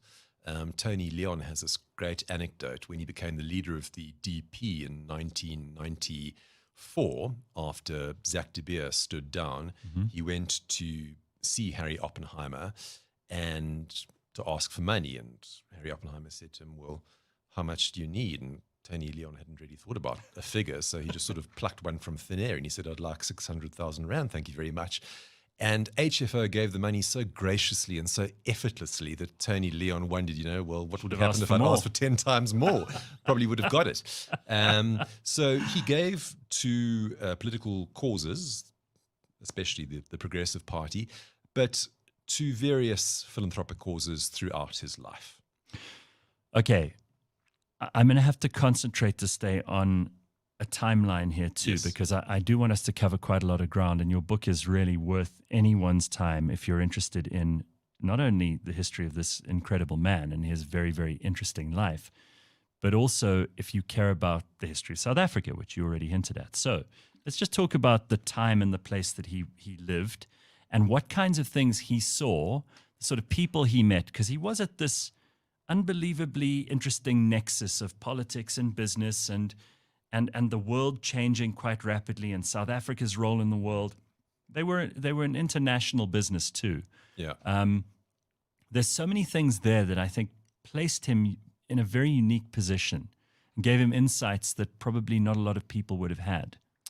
Yeah, he was very fortunate in that regard because bear in mind his father, Ernest Oppenheimer, had been a member of parliament too. He was a member of parliament for the United Party between 1924 and 1938. Ernest Oppenheimer was a great friend of Jan Smuts.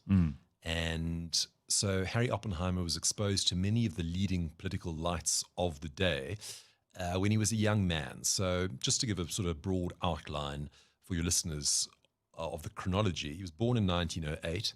The family lived in Kimberley for the first 7 years of Harry's existence, and his father was the mayor of Kimberley. But they were driven out of town when Ernest was the mayor in 1915, after the sinking of the Lusitania. This was in the First World War, and the fact that Ernest Oppenheimer had a German surname didn't stand him in good stead with the townsfolk who turned their ire on him, and he was driven out, and he took refuge in Cape Town, vowed never to settle in Kimberley again.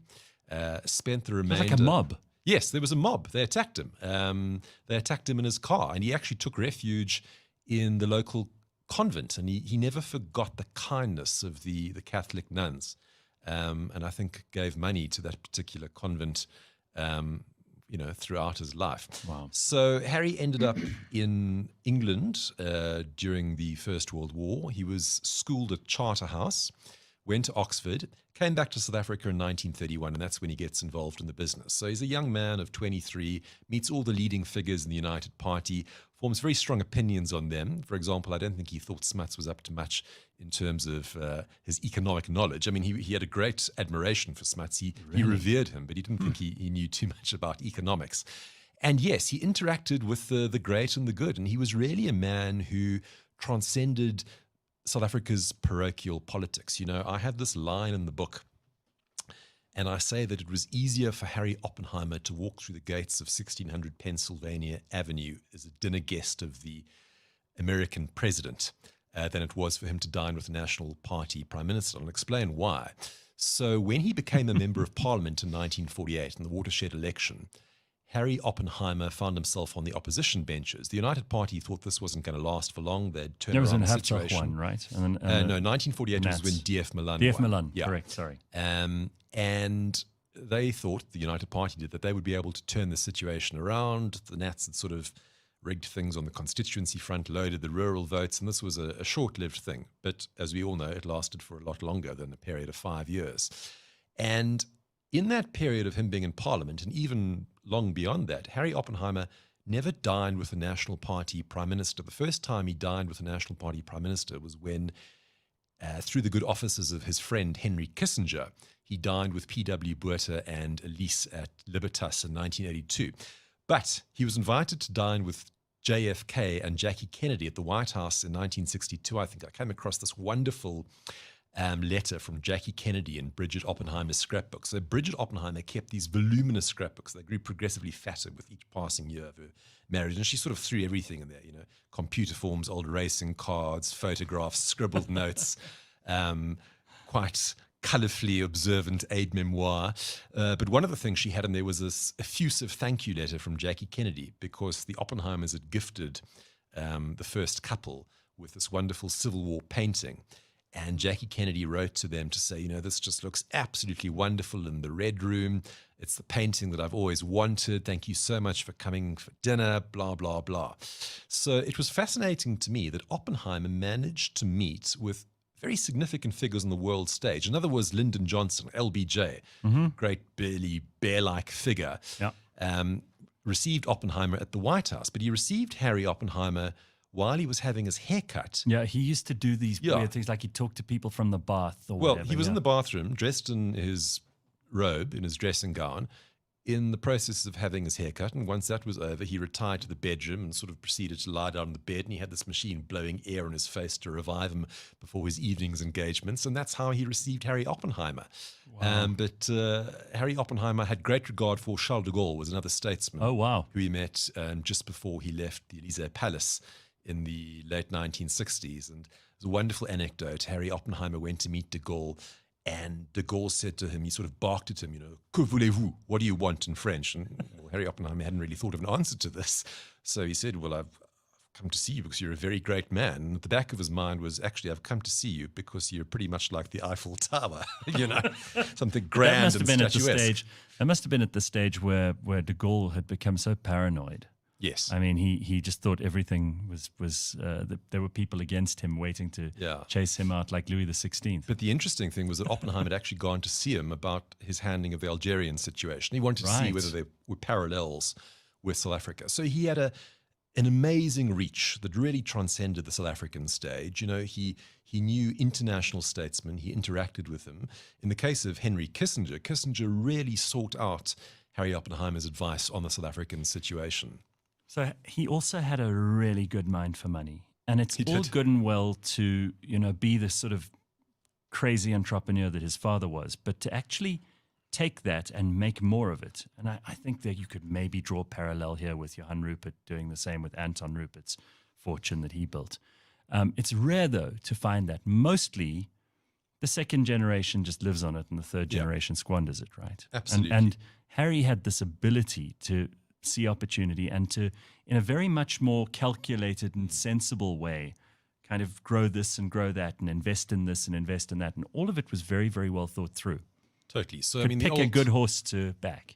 Yeah. The old adage has it that, you know, the first generation makes the money, the second generation spends it, and the third blows it all away. Yeah. But in Harry Oppenheimer's case, what he did is that he inherited this formidable corporate patrimony in the form of the Anglo-American Corporation and De Beers, and he proceeded to do so much more with it. And I think his two great achievements were that he took Anglo-American from beyond being a traditional mining finance house, and he really helped to diversify it into industry in the 1960s. Look, partly that was a function of exchange controls in South Africa. So corporations like Anglo had to reinvest domestically. Right. But this entry into secondary industry is really marked by the formation in 1964 of Highveld Steel, huge steel producer, headed by a difficult but extraordinarily talented man,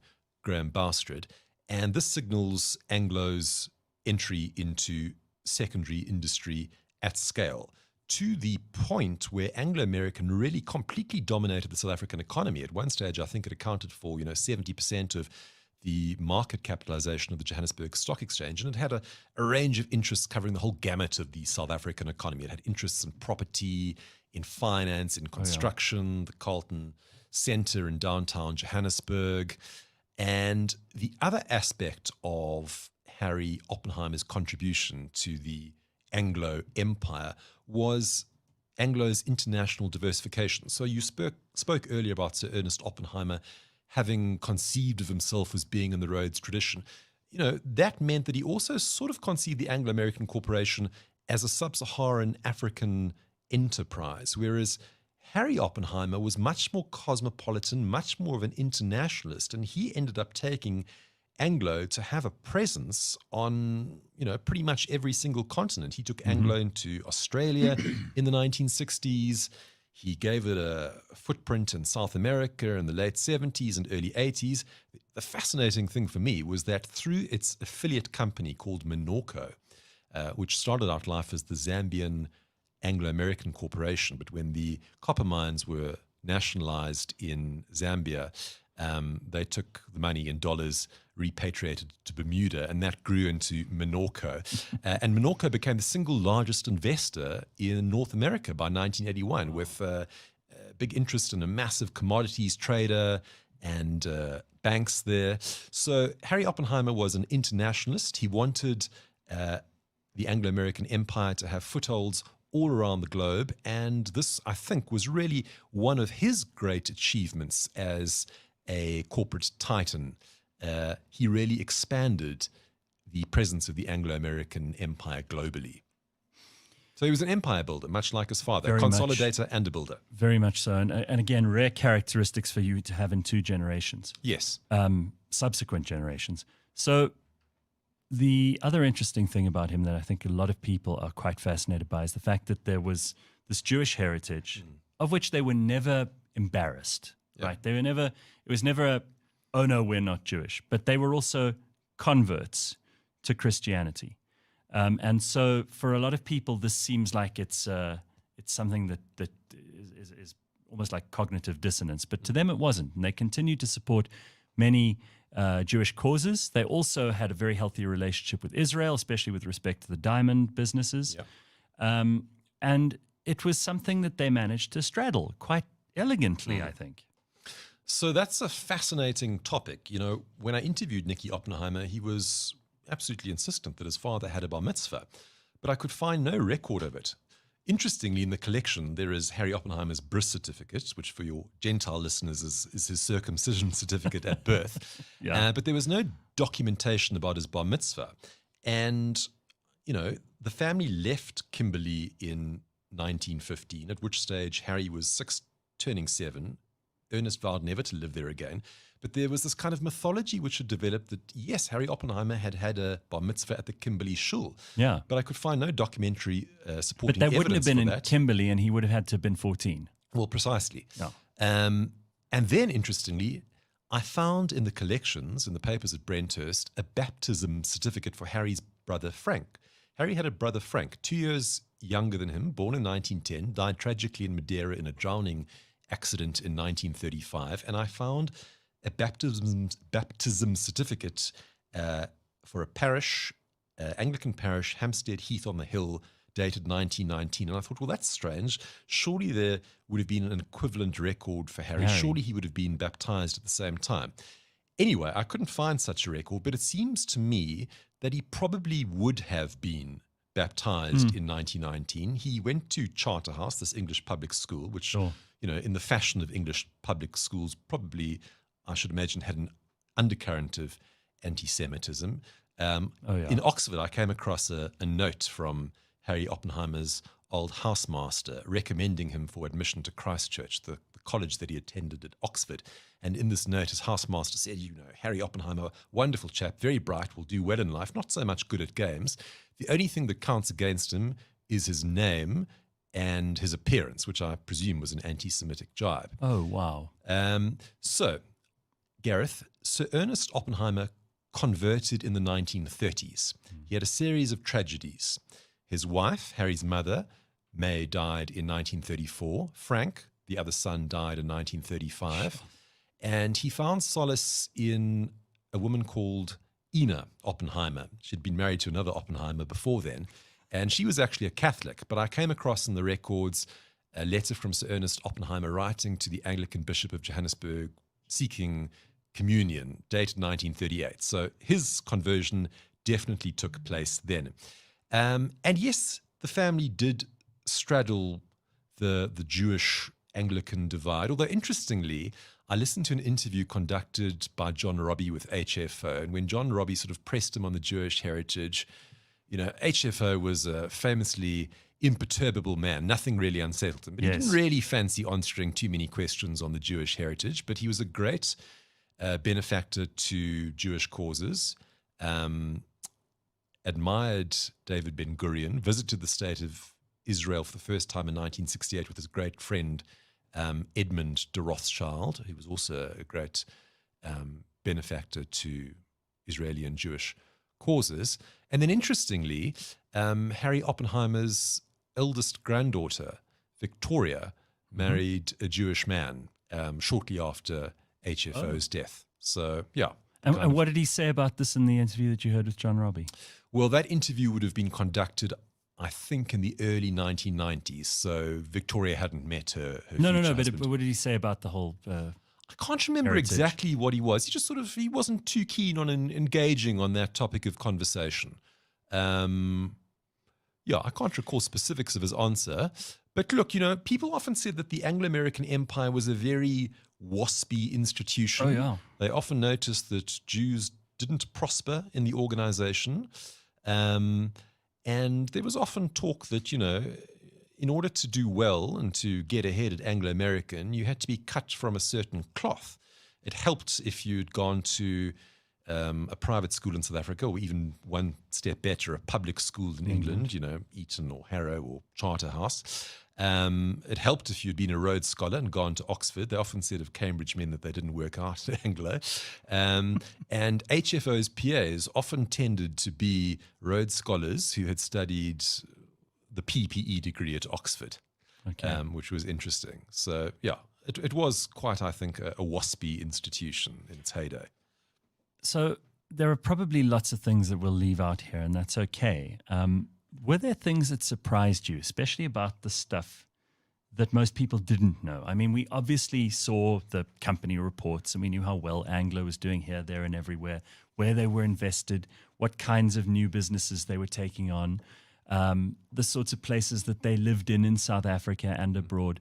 But were there things that surprised you, things that he might have done in his spare time, his other interests? The family, of course, took a huge interest in the heritage and history of South Africa, have done a lot to preserve that in various ways, shapes, and forms. Were there things that surprised you?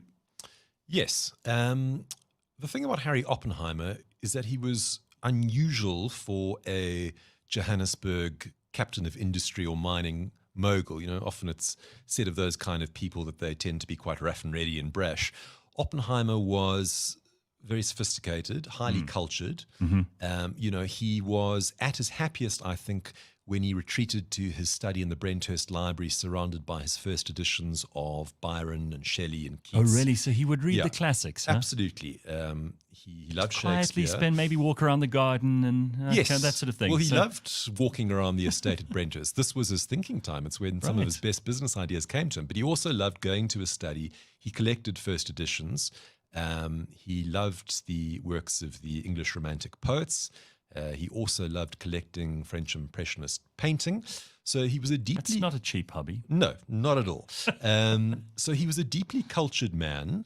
highly thoughtful. And I suppose the most interesting aspects of the book to me were not the stuff that I gleaned from the Anglo-American Corporation annual reports. No. It's the more intimate stuff, the more family-related stuff, which no one else has seen before. You know, Bridget's scrapbooks, her comments about people. She kept guest books for every single person who had ever dined at Brenthurst. And bear in mind, you know, the social side of Anglo-American was very important. And Hugely Bridget important. was really the fulcrum. She was the social glue which kept everything together. So often the matriarch Yes. is not only there the glue that keeps the family together, but also that keeps the magnet, the she kept things entrepreneur running. in place, and then has to absorb some of the shocks, because some of these, you know, meetings that they would have, these arguments, business disagreements, all those kinds of things could be fiery, and then someone has to come in and gently smooth over the cracks. So Bridget is worth discussing for a minute or two. She was HFO's rock. You know, HFO, I think, was probably quite an introverted personality. I would imagine that he found that very punishing schedule of social engagements quite draining. He wasn't one for small talk. Yeah. his granddaughter, one of his granddaughters, told me that, you know, it was very easy to spot when he lost interest at the dinner table, because his eyes would glaze over. He would start fiddling with his cufflinks. And in her case, his granddaughter, she tried to engage him in conversation one evening at dinner, and he very, very obviously turned the volume down on his hearing aid. And the corporate wives had an absolute horror of being seated next to HFO at dinner, because he was not one for small talk. Whereas Bridget was, you know, a warm, vivacious, engaging, congenial, charming hostess, very sure to make sure that everyone was at ease, very good with social niceties. And she really, Nikki Oppenheimer said to me, you know, when my mother married my father in 1943, she made a conscious decision to become Mrs. Oppenheimer. She married into the firm. I mean, those are my own words, marrying into the firm. But he said that my mother made a conscious decision to become Mrs. Oppenheimer. And she followed Harry every week down to Parliament when he was an MP from 1948 to 1957. Which a lot of wives, I mean, you're a member of Parliament. Yeah. It's not, this is not a fun thing. No, You know, it's not like you Yeah. go down there and you do teas and lunches and you talk nonsense all day. You're sitting in the House, often for long hours. In those days, they used to sit till about 3 a.m. Thank goodness that's no longer the case. And the level of you guys have become very lazy. The level of debate was much more rigorous. sophisticated and rigorous back then, you know, for all that this was the beginning of apartheid. You could see the laws were also a little more, it seems sophisticated is the right word. Well, like they were horrendous, of course. I mean, the apartheid I'm laws, talking about but- the language used. I'm Well, not talking about the certainly, actual intention of the legislation, which clearly at that point was... And the debates that took place, you know, because I spent a lot of time reading Hansards from the 1950s. Lucky you. I found it fascinating. I mean, I love that stuff, so it was no hardship for me. But really, the caliber of debate was just utterly superior to what takes place today. You know, you had people who were able to think on their feet, who were witty. They talked about the subject rather than the person. Yes, they were knowledgeable, and they were articulate, they were eloquent, they were, in some cases, quite learned, they were ready with riposts. You know, in Parliament today, people get up... Shouting and name-calling. You know, no names, no pectoral when it comes to parties, but, you know, certain MPs will get up there and they will stand lifeless in front of the microphone and they'll recite a speech which clearly they haven't written themselves. It's been written by, you know, some functionary party researcher, and they're not engaged with the substance of it. And that really is what passes for debate in the South African Parliament today, quite unlike the 1950s. All right, so his relationship with his children? That's an interesting question. So Bridget Oppenheimer, in her own memoirs, said that Harry and Ernest had a unique relationship.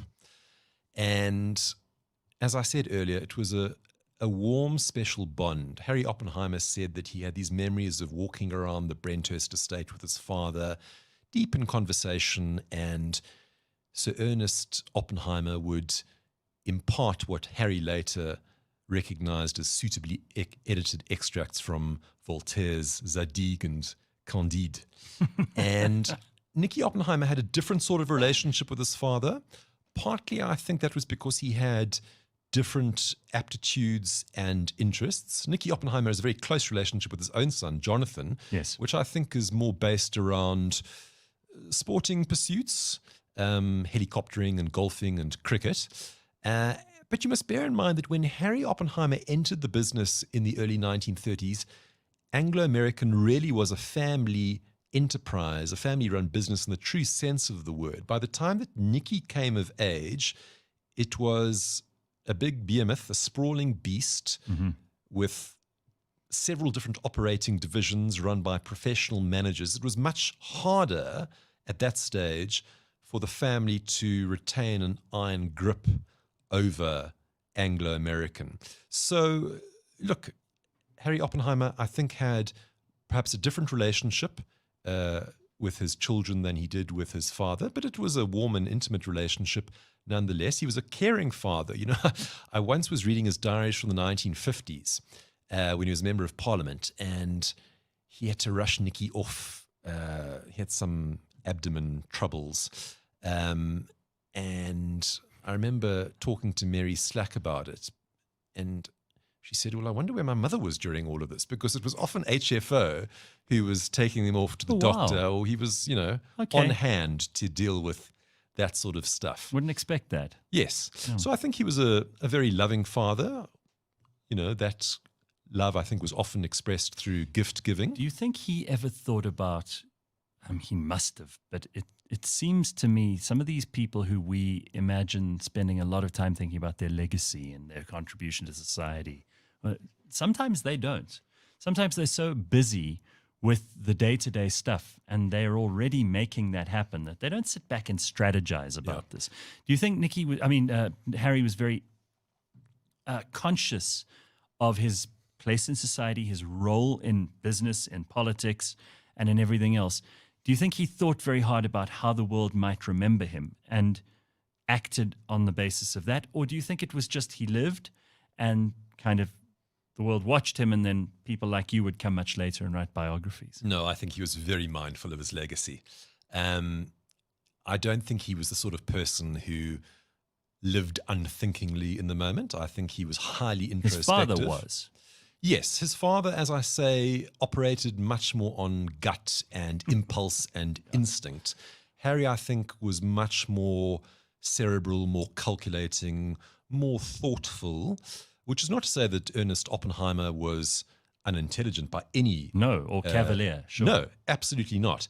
But Harry was very, very thoughtful and introspective, and I'm sure he gave a lot of thought to his legacy. I mean, that much is clear from the historical record. So he was acutely aware of the fact that he presided over an empire for a period of 25 years. That's how long he was chairman of Anglo for, chairman of De Beers for 2 years longer.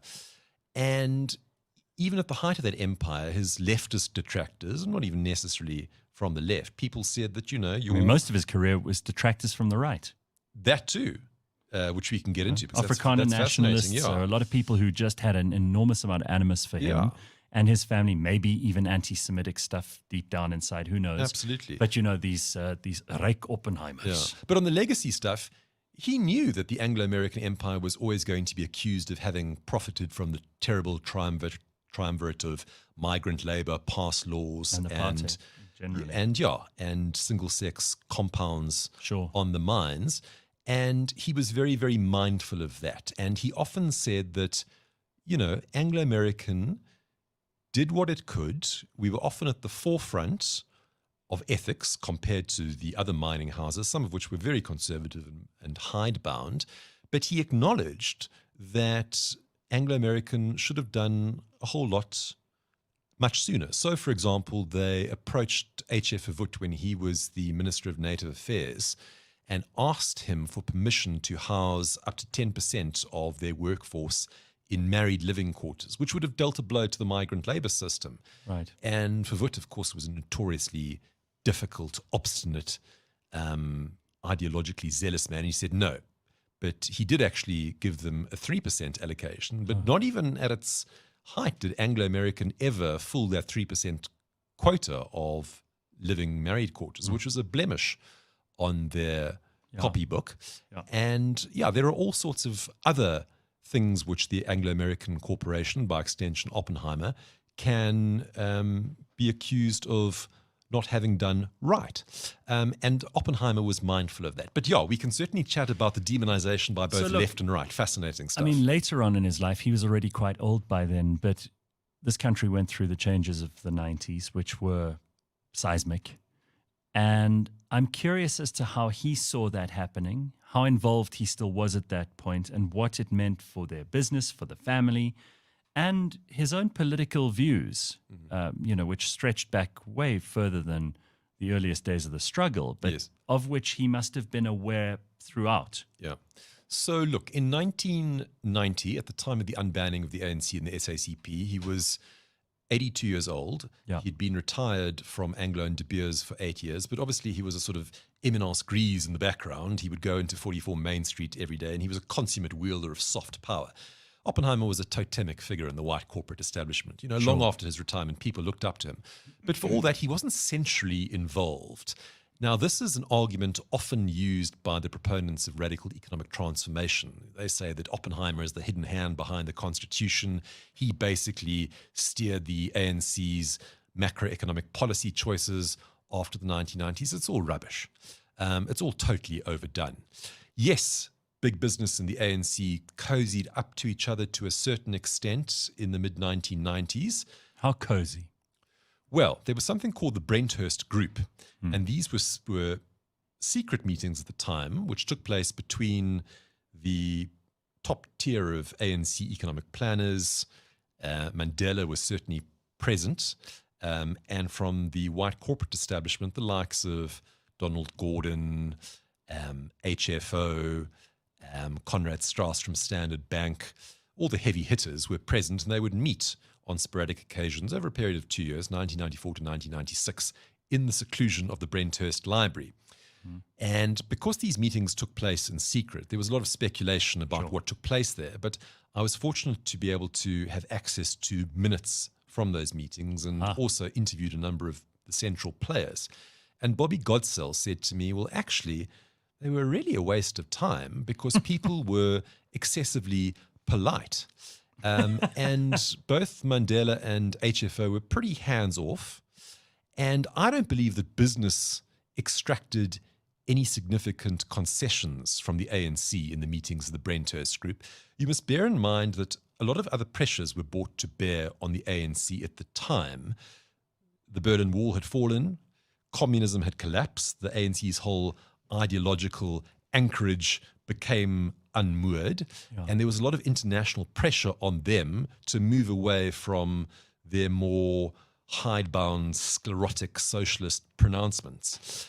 But a lot of people came back from exile, and they looked upon the Oppenheimers and the Menels in their vast suburban mansions and thought, well, I'd quite like to be rich too, without the quid pro quo often of hard work. And some of them have an apprenticeship, and some of them did. And Anglo played a role in that. Anglo played a role in the early form of black economic empowerment in 1996 when it sold off Johannesburg Consolidated Investment. It split into 3 companies. 2 of them were sold to a consortia of black economic empowerment businessmen. One person very active in one of those consortia was Cyril Ramaphosa, who went on to become a very wealthy man and not a politically insignificant figure in South Africa either. Or politically astute, some will argue, but we'll keep that for another time. I'm not going to tread on your MP toes. Yes, well, there's a lot to be said but about Harry that. at that point was old. He was old, but he thought that Cyril Ramaphosa had really outplayed the Nats in the negotiations, and I think that's probably entirely accurate. He was a wily negotiator. He had deep skills, learned from his time in the NUM. How did he and Mandela get along? Because you always think of HFO these and Mandela. Yeah, you always think of these big historic figures as being, in every way larger than life and just superhuman in their interactions with other superhumans. And yes, was that always true? I mean, were they very cordial? Or was it polite? Was it an arm's length, or were they actually good mates? They developed a friendship of sorts. So I think the first time that HFO met him was when he capped Mandela with an honorary degree at UCT. HFO had been the Chancellor of the University of Cape Town for a period of almost 30 years, 1967 to 1996. And Mandela, quite soon after his release, received an honorary degree. So HFO capped him. He also met him at lunch, where Helen Suzman said of Mandela, he charmed the bloody lot of them, referring to the white businessman. But often Mandela would dine with Harry and Bridget at Brenthurst on his own. This was after Winnie's extramarital straying. And I think Bridget Oppenheimer thought that Nelson Mandela was in need of solace and support, and she often invited him to Brenthurst to dine on his own. It was only on the more formal, grander occasions where she was reputed to have said to him, "Oh, and Nelson, wear a tie, please, not one of your silly shirts." And the hospitality was reciprocated. So I came across an entry from Bridget Oppenheimer. She had a daily correspondence by fax with a great friend of hers called Albert Robinson, and she, Bridget, and Harry Oppenheimer were invited to dine on their own with Mandela at his state residence, used to be called Libertas, in 1996. I think Mandela, he'd wanted HFO's advice on who the next governor of the Reserve Bank should be. And Bridget goes into great detail about this intimate dinner, and Mandela's complaining, he says, all the good people in the ANC, they just want to make money. Take, for example, Tokyo, Sakhwali. Take, for example, Cyril, and also Ntata Motlana, who had been his doctor. He said of Motlana, he's been my family doctor for years, but if I want to get hold of him, I have to ring the Johannesburg Stock Exchange. So there was a relationship of intimacy and some warmth there. And I think HFO had a touch of the Madiba magic stardust sprinkled in his eyes. He found Mandela utterly charming, a thoughtful man, deeply interested in politics and history, wanted to know from HFO the history of the progs. He wanted to know why Jan Smuts had sort of given up on the so-called native question, why he didn't tackle it in a much more decisive fashion before 1948. So thoughtful, and charming, and an interesting interlocutor. And as I say, I think there was a genuine friendship that developed between the two of them in the 1990s. And certainly Mandela eulogized HFO on his death. He said, the preamble of our constitution talks of honoring those who helped develop the country. And at the forefront of that group of people is really Harry Oppenheimer and the Oppenheimer family. They played a massive role in the development of South Africa. And Harry Oppenheimer helped steer South Africa from what was essentially a white supremacist state to non-racial democracy, because he advocated against apartheid over a long period of time. He was really in it for the politics of the long haul, and he championed ideas of non-racial democracy and liberalism throughout his life. Where is he buried? He wanted to be cremated. But they had the funeral service at the family parish, St. George's, the Anglican parish in Parktown. And in typical HFO style, I came across in 1997, he'd written a series of instructions addressed to Bridget, only open this envelope upon my death. And he catalogued his funeral service to the choice of hymns. Really? To the people who should speak. If Julian Ogilvie Thompson isn't busy, I'd very much like him to. If he's not busy, yes, I'm sure he'd make time. Verse from the Bible. It'd be awfully good if Nikki could read this verse. And these are my wishes. Please see to it that they are fulfilled. And that was very much, I think, utterly emblematic of Oppenheimer the man from a young age. And there was never any of that undignified stuff of trying to rule from the grave either. No. In fact, he'd already handed over a lot of the stuff by the time he was retired. And there were a separate set of instructions which I came across too, in which he said, I don't seek to fetter the executors of my estate, go and make disbursements as you see fit. Obviously, he saw to it that Bridget was kept in the style to which she'd become accustomed, and various other arrangements had been made for the children. But he didn't seek to rule from the grave. But he had this wonderful line, and I'm not going to quote it correctly, but he said, with consummate clarity, he said, all I ask of you, he addressed this to his children and his grandchildren, please act with suitable regard for one another's strengths and weaknesses, aptitudes and foibles, because there's nothing more repulsive than a rich family fighting over money. And I just thought that was quite powerful. God, I quote that word for word. It's just absolutely phenomenal. I don't think we can end on a better note than that, but your book is astonishing, and I think everybody who likes just a little bit of what we spoke about today will like a lot about the book. Congrats again, and very nice to sit and talk to you. How much time are you spending in Parliament on average? Well, Parliament is in recess at the moment, but things get going from next week again. And of course, it's going to be a busy year heading into the election. So I won't be in the archives for quite some time. And are they going to rebuild? What are they doing with the building? God only knows. Because you guys have been sitting in the Cape Town City Hall for so long now that you're probably used to that. That's really for high days and holy days. Usually, for ordinary sittings, we meet in a very small chamber called the Good Hope Chamber, which is at the top of the parliamentary precinct, but it can only accommodate a very small number of MPs. So our sessions are still hybrid, taking place partly on Zoom, partly in person. So, but I don't know when Parliament's going to be rebuilt. Well, one of these days we have to sit and just talk about you, because you're also a very, very interesting human being. We could sit and talk about history all day, and the things that you've done outside of politics, which are as interesting as the things you've done inside of them. But thank you, Michael. Very good to see you. I love chatting to you. Awesome stuff. Thank you. Cheers.